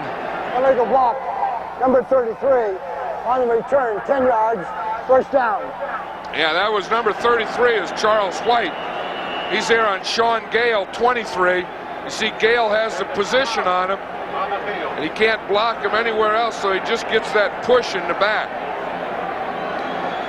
3:40 remaining, third quarter, and the Bears on top 17-0. Pat Summerall, John Madden at Soldier Field, Chicago. The Bears lead at 17-0. Look what they've done in the second half this year. Here at home, 122-19. They've held Eric Dickerson to just 44 yards rushing in 15 carries. Brock back over the head of Tony Hunter. Well over the head. The refrigerator was close to Brock on that one. The Bears used a different defense there, Pat. They had all 3 of their linebackers right in the middle behind McMichael and Fridge. Maybe that's what they were telling Perry on the phone. They were saying, look, when you see all those guys behind you, don't worry, that's what we're doing. We've got a whole bunch of guys right behind you.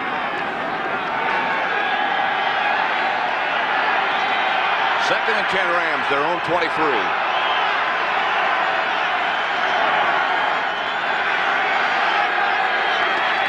Brock is back again.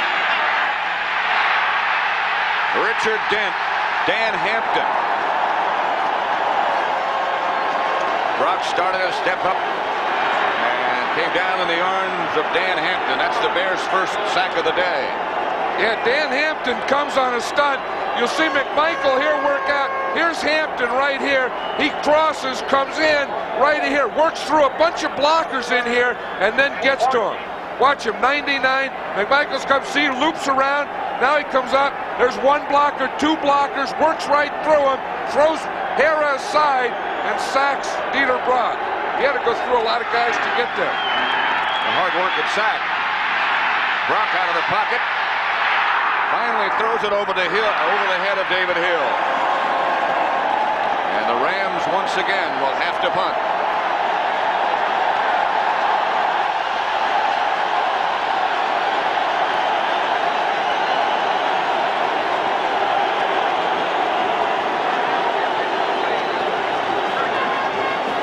When this Bear defense gets its engines going, they can rev them up full speed. They got them revved now. When they get going, they're pretty tough to stop.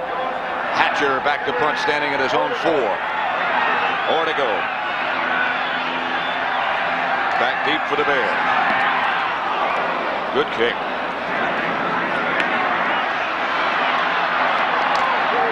Ortego is hammered at about the 37-yard line by Norwood Van. 48-yard kick by Hatcher. Bears take over 1st and 10 at their own 39-yard line. Good kick. 17-0. Soldier Field, Chicago. The Bears lead the Rams 17-0 for the NFC Championship. Their last championship, 1963, at Wrigley Field. You know, when you talk to the Bears and their coaches, they all say it goes back to last year that this thing all started a year ago this time when they lost to the 49ers in San Francisco. They got so close they didn't get it. They realized what it was all about, and that loss made this year. McMahon on a quick count. Coming out of the pocket. And scampers out of bounds. McMahon carried. Picked up 3 before he went out of bounds. Couldn't find anybody open. I think what he's doing is laughing at his own decisions. He made about 3 or 4 of them there. He was going to pass. Watch Mark Bortz come out and block Mike Wiltshire, number 54. Watch him see. He makes that block. He takes Wiltshire out of there. Now that opens a lane. Now McMahon says, I'm going to throw. Nope, I'll run. No, I'll throw. No, I'll throw. No, I'll run. No, I'll go out of bounds. He made about 4 or 5 decisions there. Calvin Thomas has replaced Suey. That's McKinnon, motion man. This is Peyton. Peyton stopped by Jim Collins after a pickup of about 3. Given 4. About 2 shy of the first down.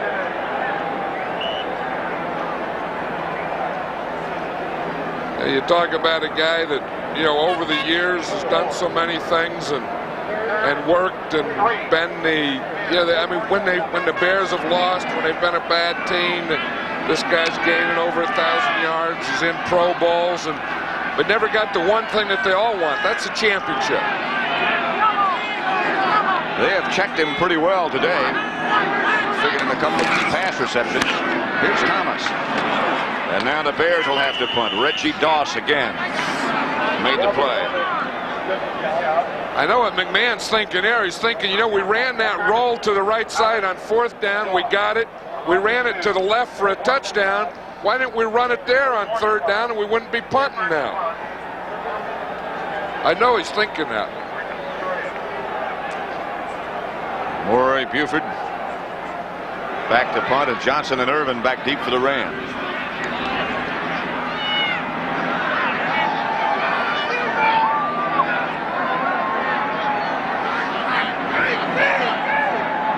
Buford from his 30.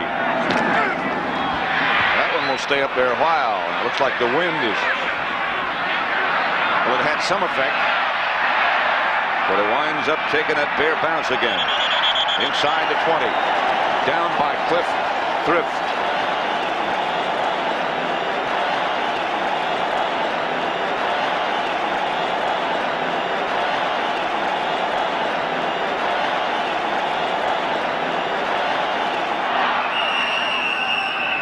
Again, confusion.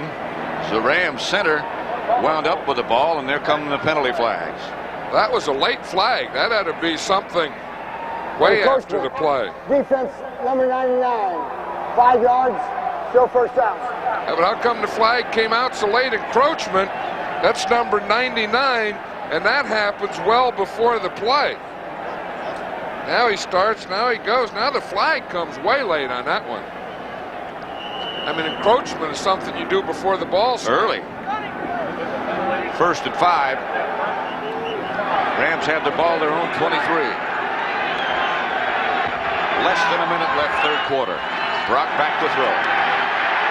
Going deep for Duckworth. And Frazier almost picked it off. And Refrigerator almost buried Dieter Brock right here at Soldier Field. Well, I'll tell you, did he get him after he threw the ball? Oh, boy, that is a big load. Watch the Fridge here. He comes in here when Brock throws the ball. He puts him right in on the curve. Now that had to be a big deal coming on. You watch him here, he throws it. There's a Refrigerator right there. Now just him landing at the end on you. I mean, that's right. Yeah, that's like, you know, getting caught under a truck or something. Who knows how much he weighs? He admits to 308. Here's Barry Redden. First carry for him, and it doesn't get much as Dan Hampton makes the stop. That's the formation they use when they run their option play. And that was the option play there. That was going to be an option. That's why Redden carried it for the first time. It's set up. We'll see Redden come here with the ball. Now Dickerson is trailing here. Redden's going to try an option right on this guy. If he comes, then he'd pitch. If not, he's going to run it. The end guy here is Otis Wilson. Now watch him. See the guard pulls. He takes a hand off. Otis Wilson comes right now. Dickerson was behind him. He didn't even have a chance to try and run the option. See Dickerson coming into it. That's the end of the third quarter. No flag. That's just the end of the third quarter with the score. The Bears 17, the Rams nothing. Ram ball their own 25. 3rd and 3.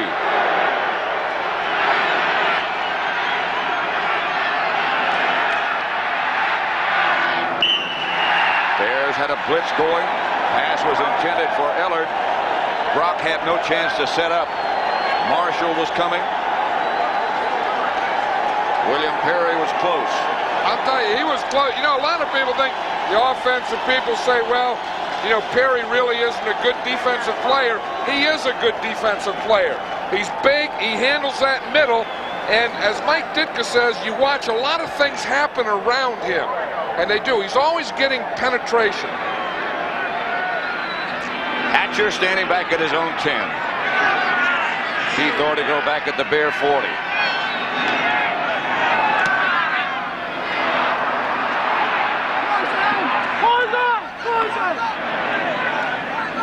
Ortego waving, get away from it. It finally bounces out of bounds. Bears take over. You know what I was talking about, Pat? Watch this. Here's Fred.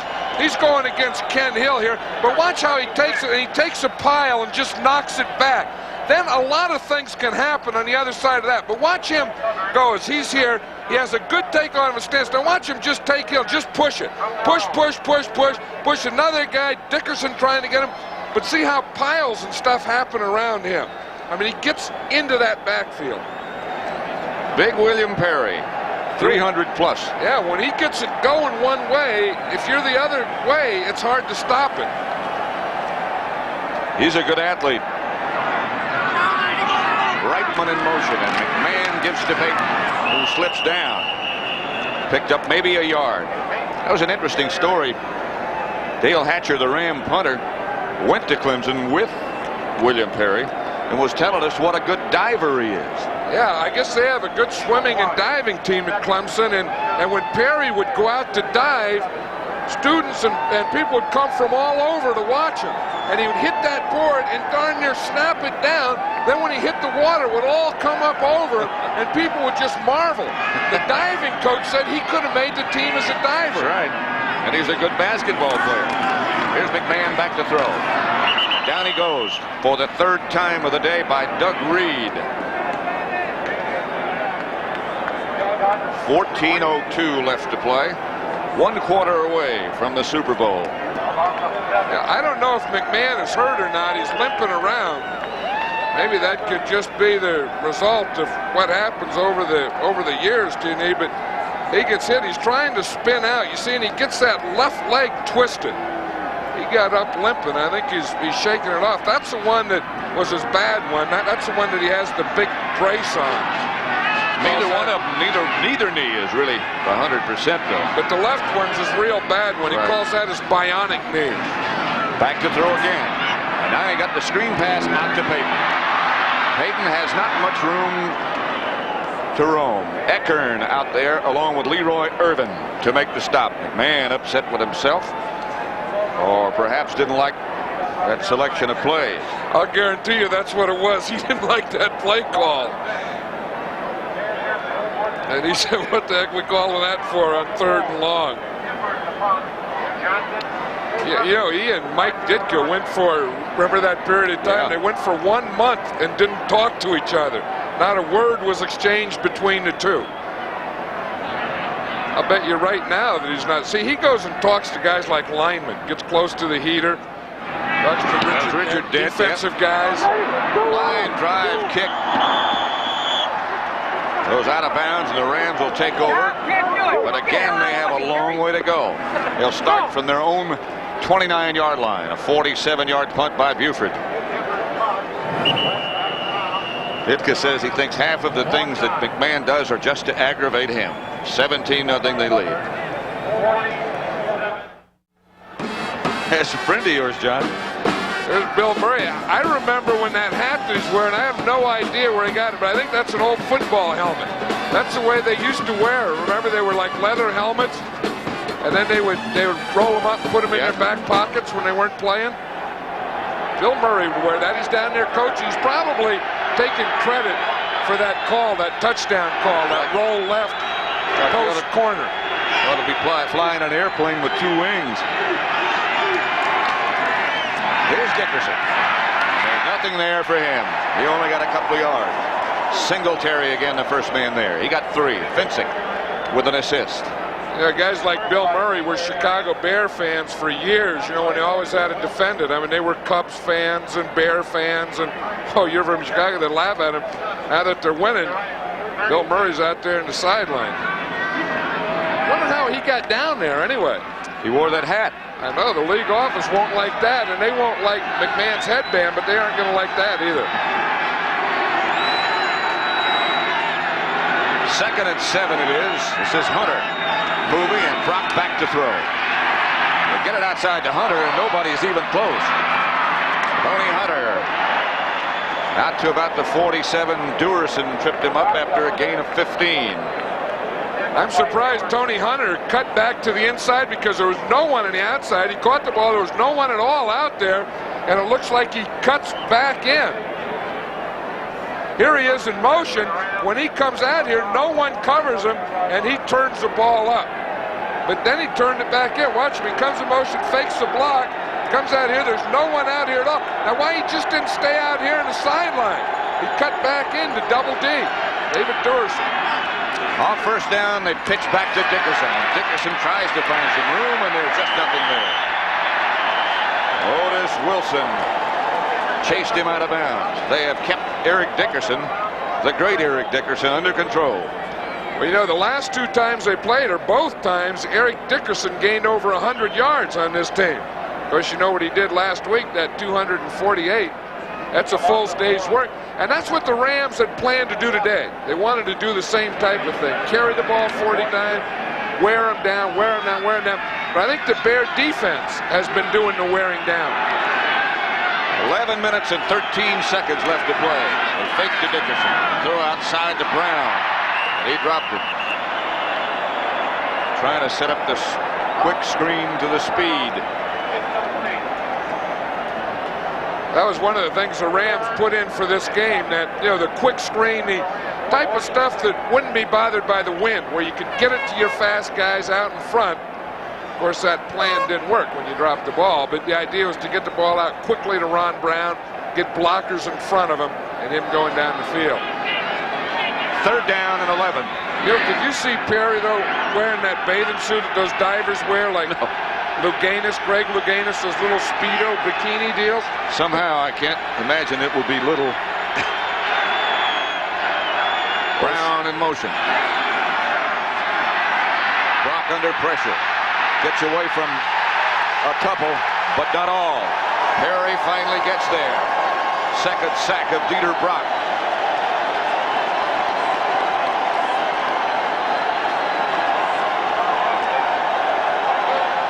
Again, the Rams will have to punt.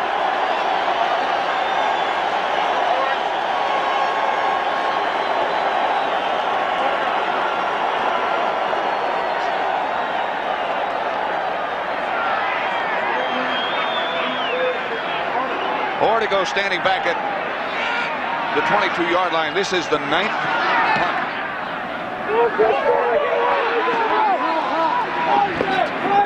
And it goes out of bounds. Beg your pardon, the 7th punt. You know, we always talk about stunts. Let's watch one. Here's Perry. This is how they got there. He goes first. Hampton, he comes second across. Now, Hampton gets there first. Dieter Brock has to get, and then Perry falls on him. Watch the two guys cross. See Refridge go first. Hampton comes around. Hampton's free. He makes Dieter Brock put the ball down, spin around. Now, here comes a Refrigerator and a whole bunch of other guys. Holy moly. Wilbur Marshall, the Refrigerator. Full package. They all met right at number 5. 10:40 left to play. Peyton gets the carry. Chase, Leroy Irvin. After a pickup of just a couple. Mike Wiltshire. You know, all the hoopla around this game about the game between, Dickerson on one side, Peyton on the other, and the two great running, but really hasn't turned into that. No, it hasn't. Both of them have been checked. Both defenses have done a good job at checking them. You know, they both went in. If that's the thing they had to do, they've done that part of it well. I think the difference here is Jim McMahon. Few snow flurries are starting to appear. The clock now shows less than 10 minutes. Second down and 9. Meisner, who leaps into the Bear backfield. Flags are down. Greg Meisner, the nose tackle, he has a call. If he thinks it's pass, he yells turkey, turkey, turkey. Run, he yells rabbit, rabbit, rabbit. Defense, 6-9. He didn't have any call from when to start the play, though. He called a rabbit for himself and started to run. But if he started, Hilgenberg didn't move the ball. He just started. He grabbed McMahon there. McMahon said, no, no, no. Peyton goes over to help McMahon, hold McMahon up and grab Meisner off. I would like to hear that conversation between those three guys. Perhaps you can see some of those snow flurries, which have just started to appear. I think it's only fitting. A championship game in Chicago, there should be some snow. I agree. McMahon back to Peyton. He is met right at the line of scrimmage. That'll bring up a third down situation. Jeter was the first man in white to hit him.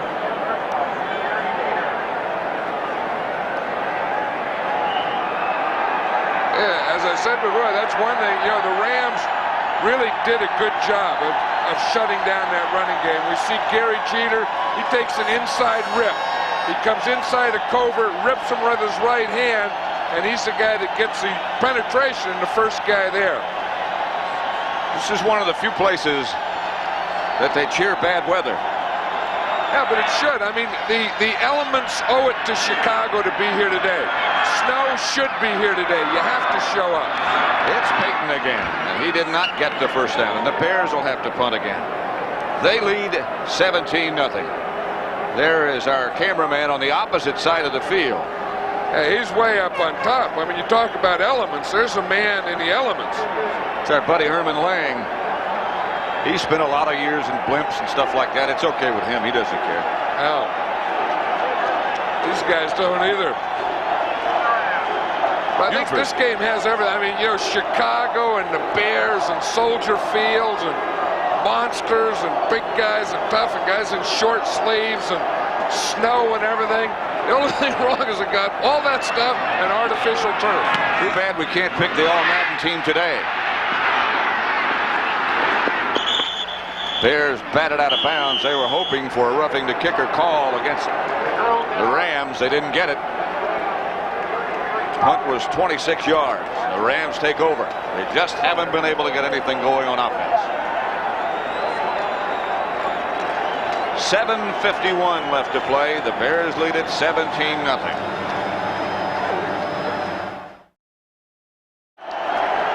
There is our location. They are saying the dream is over. The wait is over. The dream came true. And you can see the snow down in front of us. It's not over yet, but there's 7:51 left to play, and the Bears lead at 17-0. Think he knows what the score is? Back goes Dieter Brock under pressure. Intended for Henry Allard, incomplete. Richardson was with it. Everybody in this crowd just roaring. looking with anticipation. Well, not everybody's roaring. Or not everybody's looking. Second and 10 Rams. They have it at their own 33. It's been a long wait for these Bear fans. Guys like Butkus and Sayers who never made it. This game's for them. That's Barry Redden over the left side. And the guy who just made the tackle went through a lot of years of frustration here too. Gary Fensick. 8 dark years when there were no playoffs. And he and his buddy Doug Plank, after whom the 46 defense was named. I'll tell you, there's a real contradiction in Gary Fensick. I mean, here's a guy, you know, smooth, nice guy, good-looking guy, sweet guy, Mr. Clean, graduate of Yale University. But I'll tell you, when you get that, well, he gets that look in his eye, and he's a Jekyll and Hyde. He's a different guy. Brock has the ball batted straight up in the air. Nobody can see it. Steve McMichael had a shot at it, and he had a touchdown if he had come up with it. They just couldn't find it way up in the air.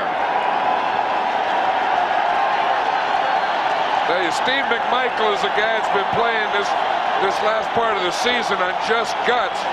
Watch him here. He has a bad knee. He's going to have surgery after the season. He has, you know, foreign particles in there. Looks like it hit Dickerson right in the face. Bounced up. McMichael's going to, I got it, dropped it. And his guys are giving, there's Hampton saying, oh, you had it. Dickerson is back deep for the Bears this time. Gonna let Hatcher's punch bounce, and it goes out of bounds at about the 11. And 6:48 now left to play. The snow continues, and the crowd continues to yell, and the Bears lead it. And it looks like they're headed for New Orleans. I think they head first for Champaign, Illinois. I think they're going to work this first week at the University of Illinois and go down to New Orleans. McMahon gives to Peyton. Peyton finds very little running room. It's been that way all day. The leader of the defense, Samurai, Mike Singletary. Well, yeah, you're talking about different personalities. He's the same type of guy. You see him off the field. He has the glasses, very articulate, very nice guy, soft-spoken. You see him on the field, he's wild. He's wild. Got the button-down collar, the tie. Yeah, he'll wear a striped suit on you. Carry a briefcase. Boy, but I'll tell you, he could change from that briefcase to a look in his eye. Second and 10 at the 11. And McMahon's going to go to work. He does. Intended for Reitman. Too far in front.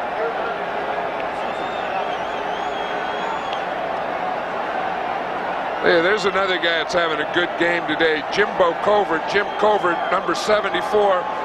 You know, he's had it every game that we've seen. Last week it was against Leonard Marshall, and he's had it against Jeff Cote. He's had it against all those guys. He's the captain of this Bear offense.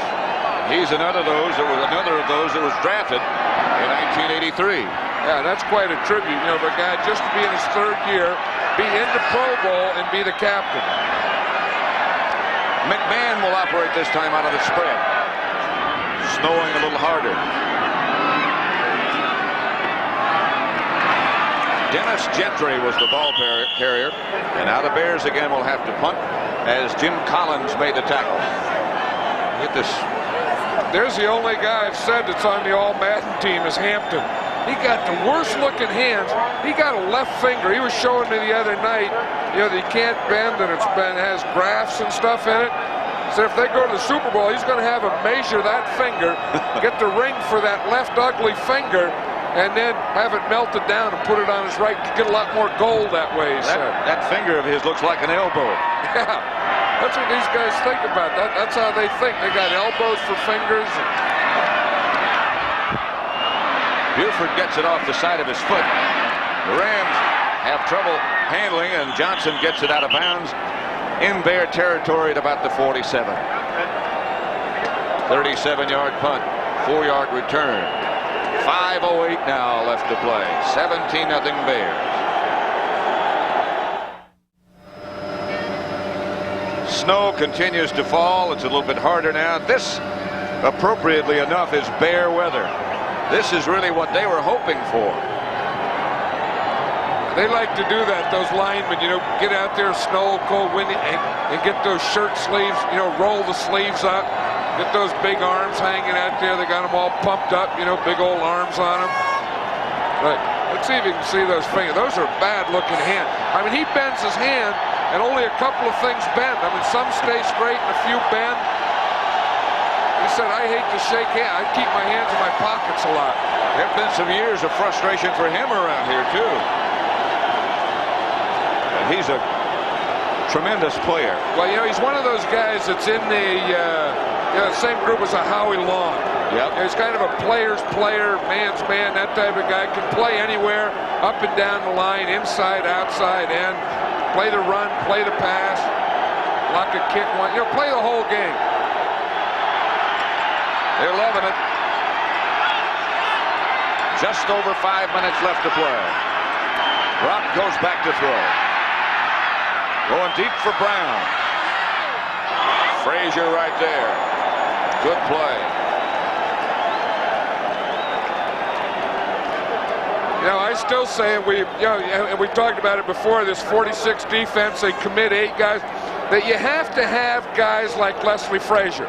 Frazier can go, watch him, Ron Brown, maybe the fastest guy in the game. He just mirrors him, just runs step for step, doesn't interfere. Gets good position, sees the ball, is always where he's supposed to be. Remember that interception we saw him make against Green Bay?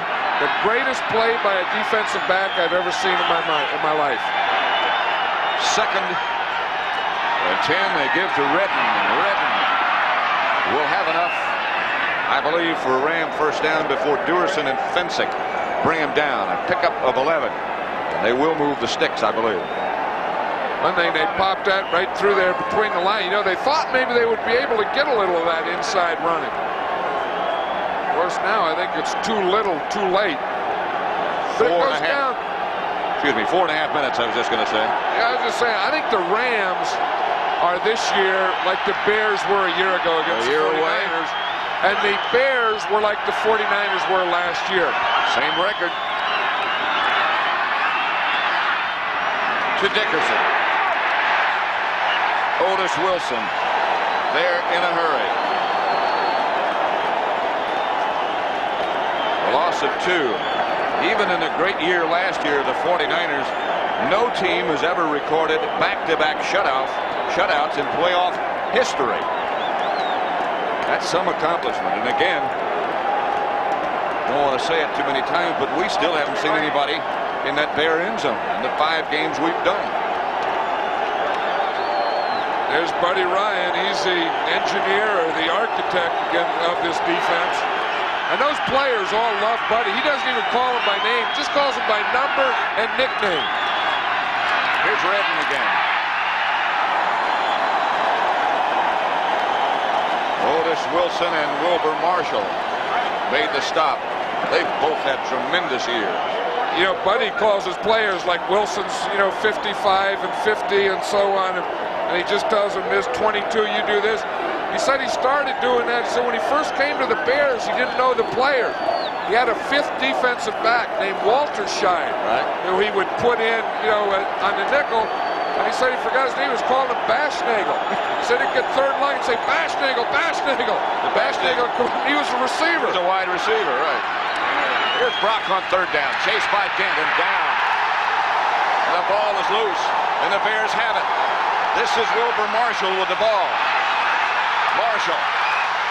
If it's still alive, he's in the end zone. A sack by Dent. And a touchdown by Marshall.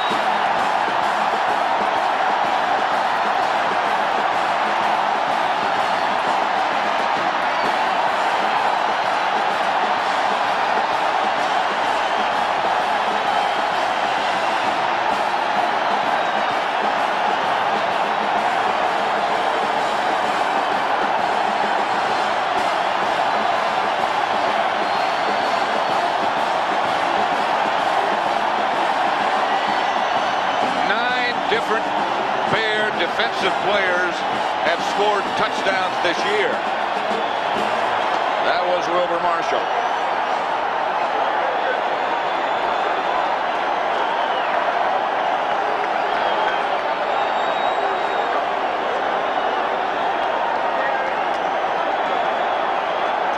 Kevin Butler for the extra point. Steve Fuller holding.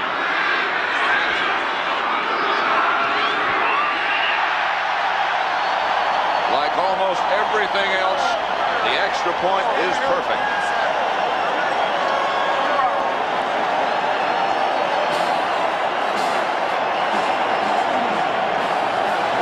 You know, Richard Dent, he was standing up. You see him, and Tony Hunter just couldn't get out. He wasn't quick enough. He got his hands on him.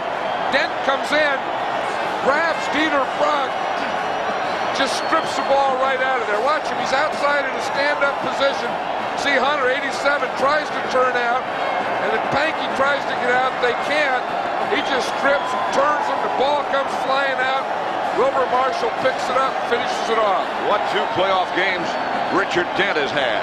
Marshall got away from Dickerson, and now he's picked up a convoy. Richard Dent last week against the Giants played, I think, the most dominant game that I've ever seen a defensive lineman play.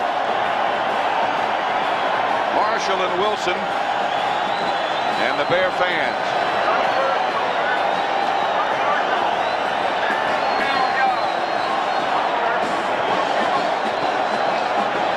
There's going to be a hot time tonight, no matter what the weather is.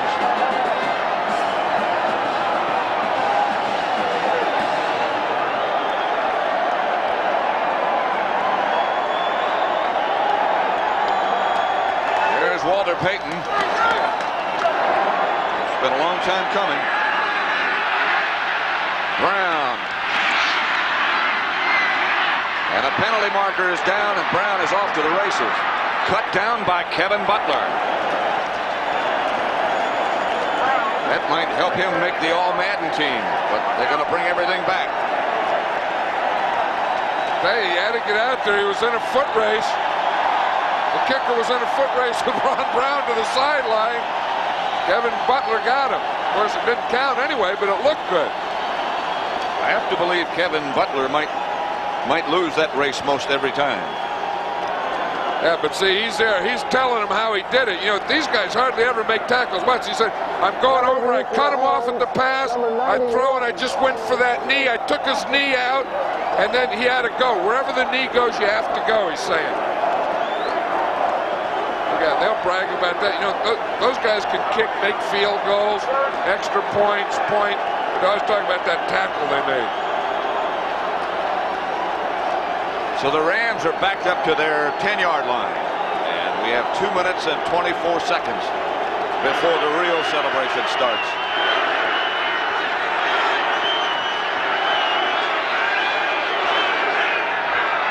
It's Redden on a draw play. Gooman was the other back that time. Dickerson's out. I'll tell you, maybe one of the most underrated players on that defense is Wilber Marshall. You know, he's been all over the place. Not to Mike Ditka. I mean, he's the guy that has to cover the tight end man-to-man, make the plays, has the speed, makes the hits. That's a 2-minute warning, and the Bears have it locked. The unusual Bear quarterback, Jim McMahon.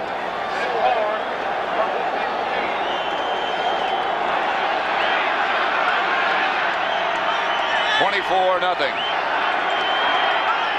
Bears over the Rams. Brock to Redden again. Redden hammers outside to about the 30. Reggie Phillips on the stop. Most of the regular defenders are out of it. The game, I mean, the defense. Most of the crowd will be out of it. As I said, unusual. He has a reaction for everything, doesn't he? That's really his way of saying how happy he is. That guy's a beaut, but I think of all the guys in the league now that I've met, we've spent time with, I think it'd be more fun coaching him than any of them. Brock gets it outside to Bobby Duckworth. Duckworth is nailed out of bounds. With Michael and Hampton and the rest getting a little rest. Ron Rivera made the stop. Clock stops with 1:14 left to play. Talking about the Bears going down to Champaign-Urbana to work out. Reason being they have a bubble down there, an enclosed field with artificial turf, like the Superdome.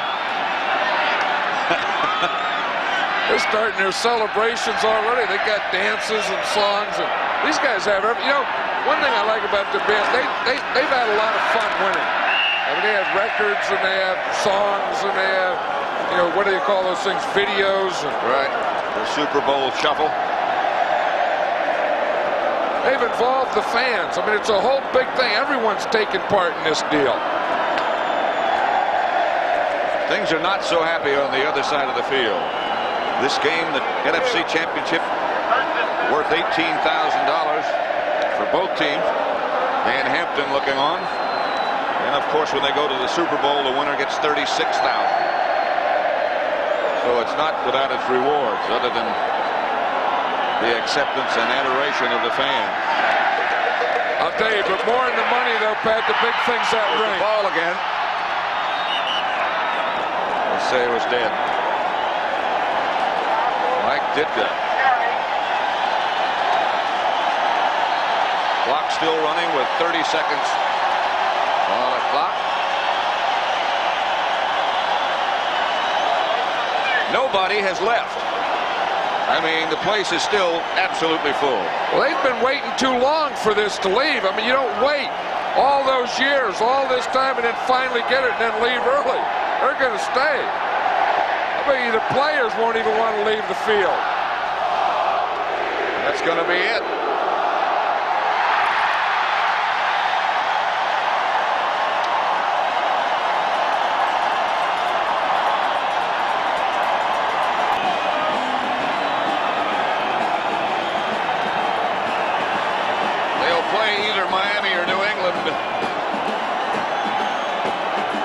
Whoever they play is going to have their hands full. 24-0, the Bears. Now let's go to Brent Busberger.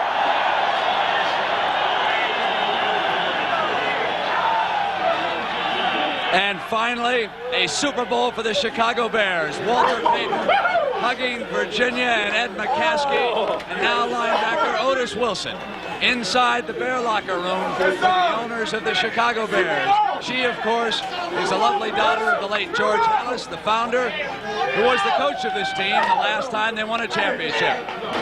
And the fridge, number 72, William Perry. A team of destiny, according to Bud Grant, before this game started. And the former Minnesota Viking coach knew something there, because today they became the first playoff team in history to record back-to-back shutouts. First it was the Giants, and now it's the Rams. And our post-game activities will continue live from Soldier Field in Chicago. We're getting ready for the trophy presentation because the winner of the National Football Conference receives a George S. Halas trophy, and of course we have the owners of the Bears, Mr. and Mrs. McCaskey, here. Are we on? We're on. We're on to make the presentation. Forgive me, I'm punchy. As I understand it, this is the George Halas Trophy. Virginia's here to present it to the owners. Virginia? No, to the president. How heavy is that, Mark? You have it? First of all, I want to thank all the coaches, the Chicago Bear coaches, and the Chicago Bear players. I'd hate to think that I had to do this over in the other side of the locker room area. I'd also like to thank the Chicago Bear fans here in Soldier Field and in Chicago and everywhere for all the love and support that they've shown to us during this year and especially today. This trophy was established by the National League owners in March of 1984. And last year the 49ers won it, but there wasn't a ceremony like this. The trophy wasn't ready for presentation. So this year we have it right here in Chicago. Well, Mrs. McCaskey, of course, Virginia McCaskey is George Hallis's daughter. Congratulations to you, but you're going to make your presentation, of course, to the president of the Chicago Bears. Yes, I am. I just want to mention first that a lot of people have said to me this week, or this year, isn't it too bad your dad wasn't here to see this? Well, I think he's been with us the whole season, and I think he's here with us now, and he'll be with us always. And it's a special honor and privilege for me to present this trophy to Ed McCaskey, the chairman of the board, to Michael McCaskey, president of the Bears, and to our coach of the year and every year, Mike Ditka. Congratulations. Thank you very much. Congratulations. Mike, I'm gonna go ahead and move over to your coach, Mike Ditka, who made a lot of critical decisions. Of course, for all, congratulations to you, Mike, and the Chicago Bears for, you know, this an outstanding season and a great victory today. Well, we did it this way all year as a team, and boy, I say we played hard, and I got to give the Rams all the credit in the world. What a good football team, and what a great, well-coached team John did. We had a work cut out. We made some breaks early and held up. Well, one break you made for yourself was a crucial play on 4th and 6. You went for it when everybody, you know, I want to know what your thinking was on it. You made the first down and eventually scored. Here's the play right here, 4th and 6, and then we ended up with a touchdown pass to Willie Galt. But well, the only reason we went for that, Irv, is because I knew that a lot of people would question it. So we just decided to go for it. Oh, well, it's easy to say that now that you won it, but what did go through your mind at the time? We wouldn't have gained anything punting the football, really. You know, to punt the ball inside the 10-yard line would have been really a fluke, so we just figured that whether start them on the 20 or start them on the 35, that's all it was. So it was 15 yards gained, so we figured we'd go ahead and try to make it. All right, Mike, congratulations to you, Chicago Bears. And, you know, let's go back to Brent Musburger. You win and you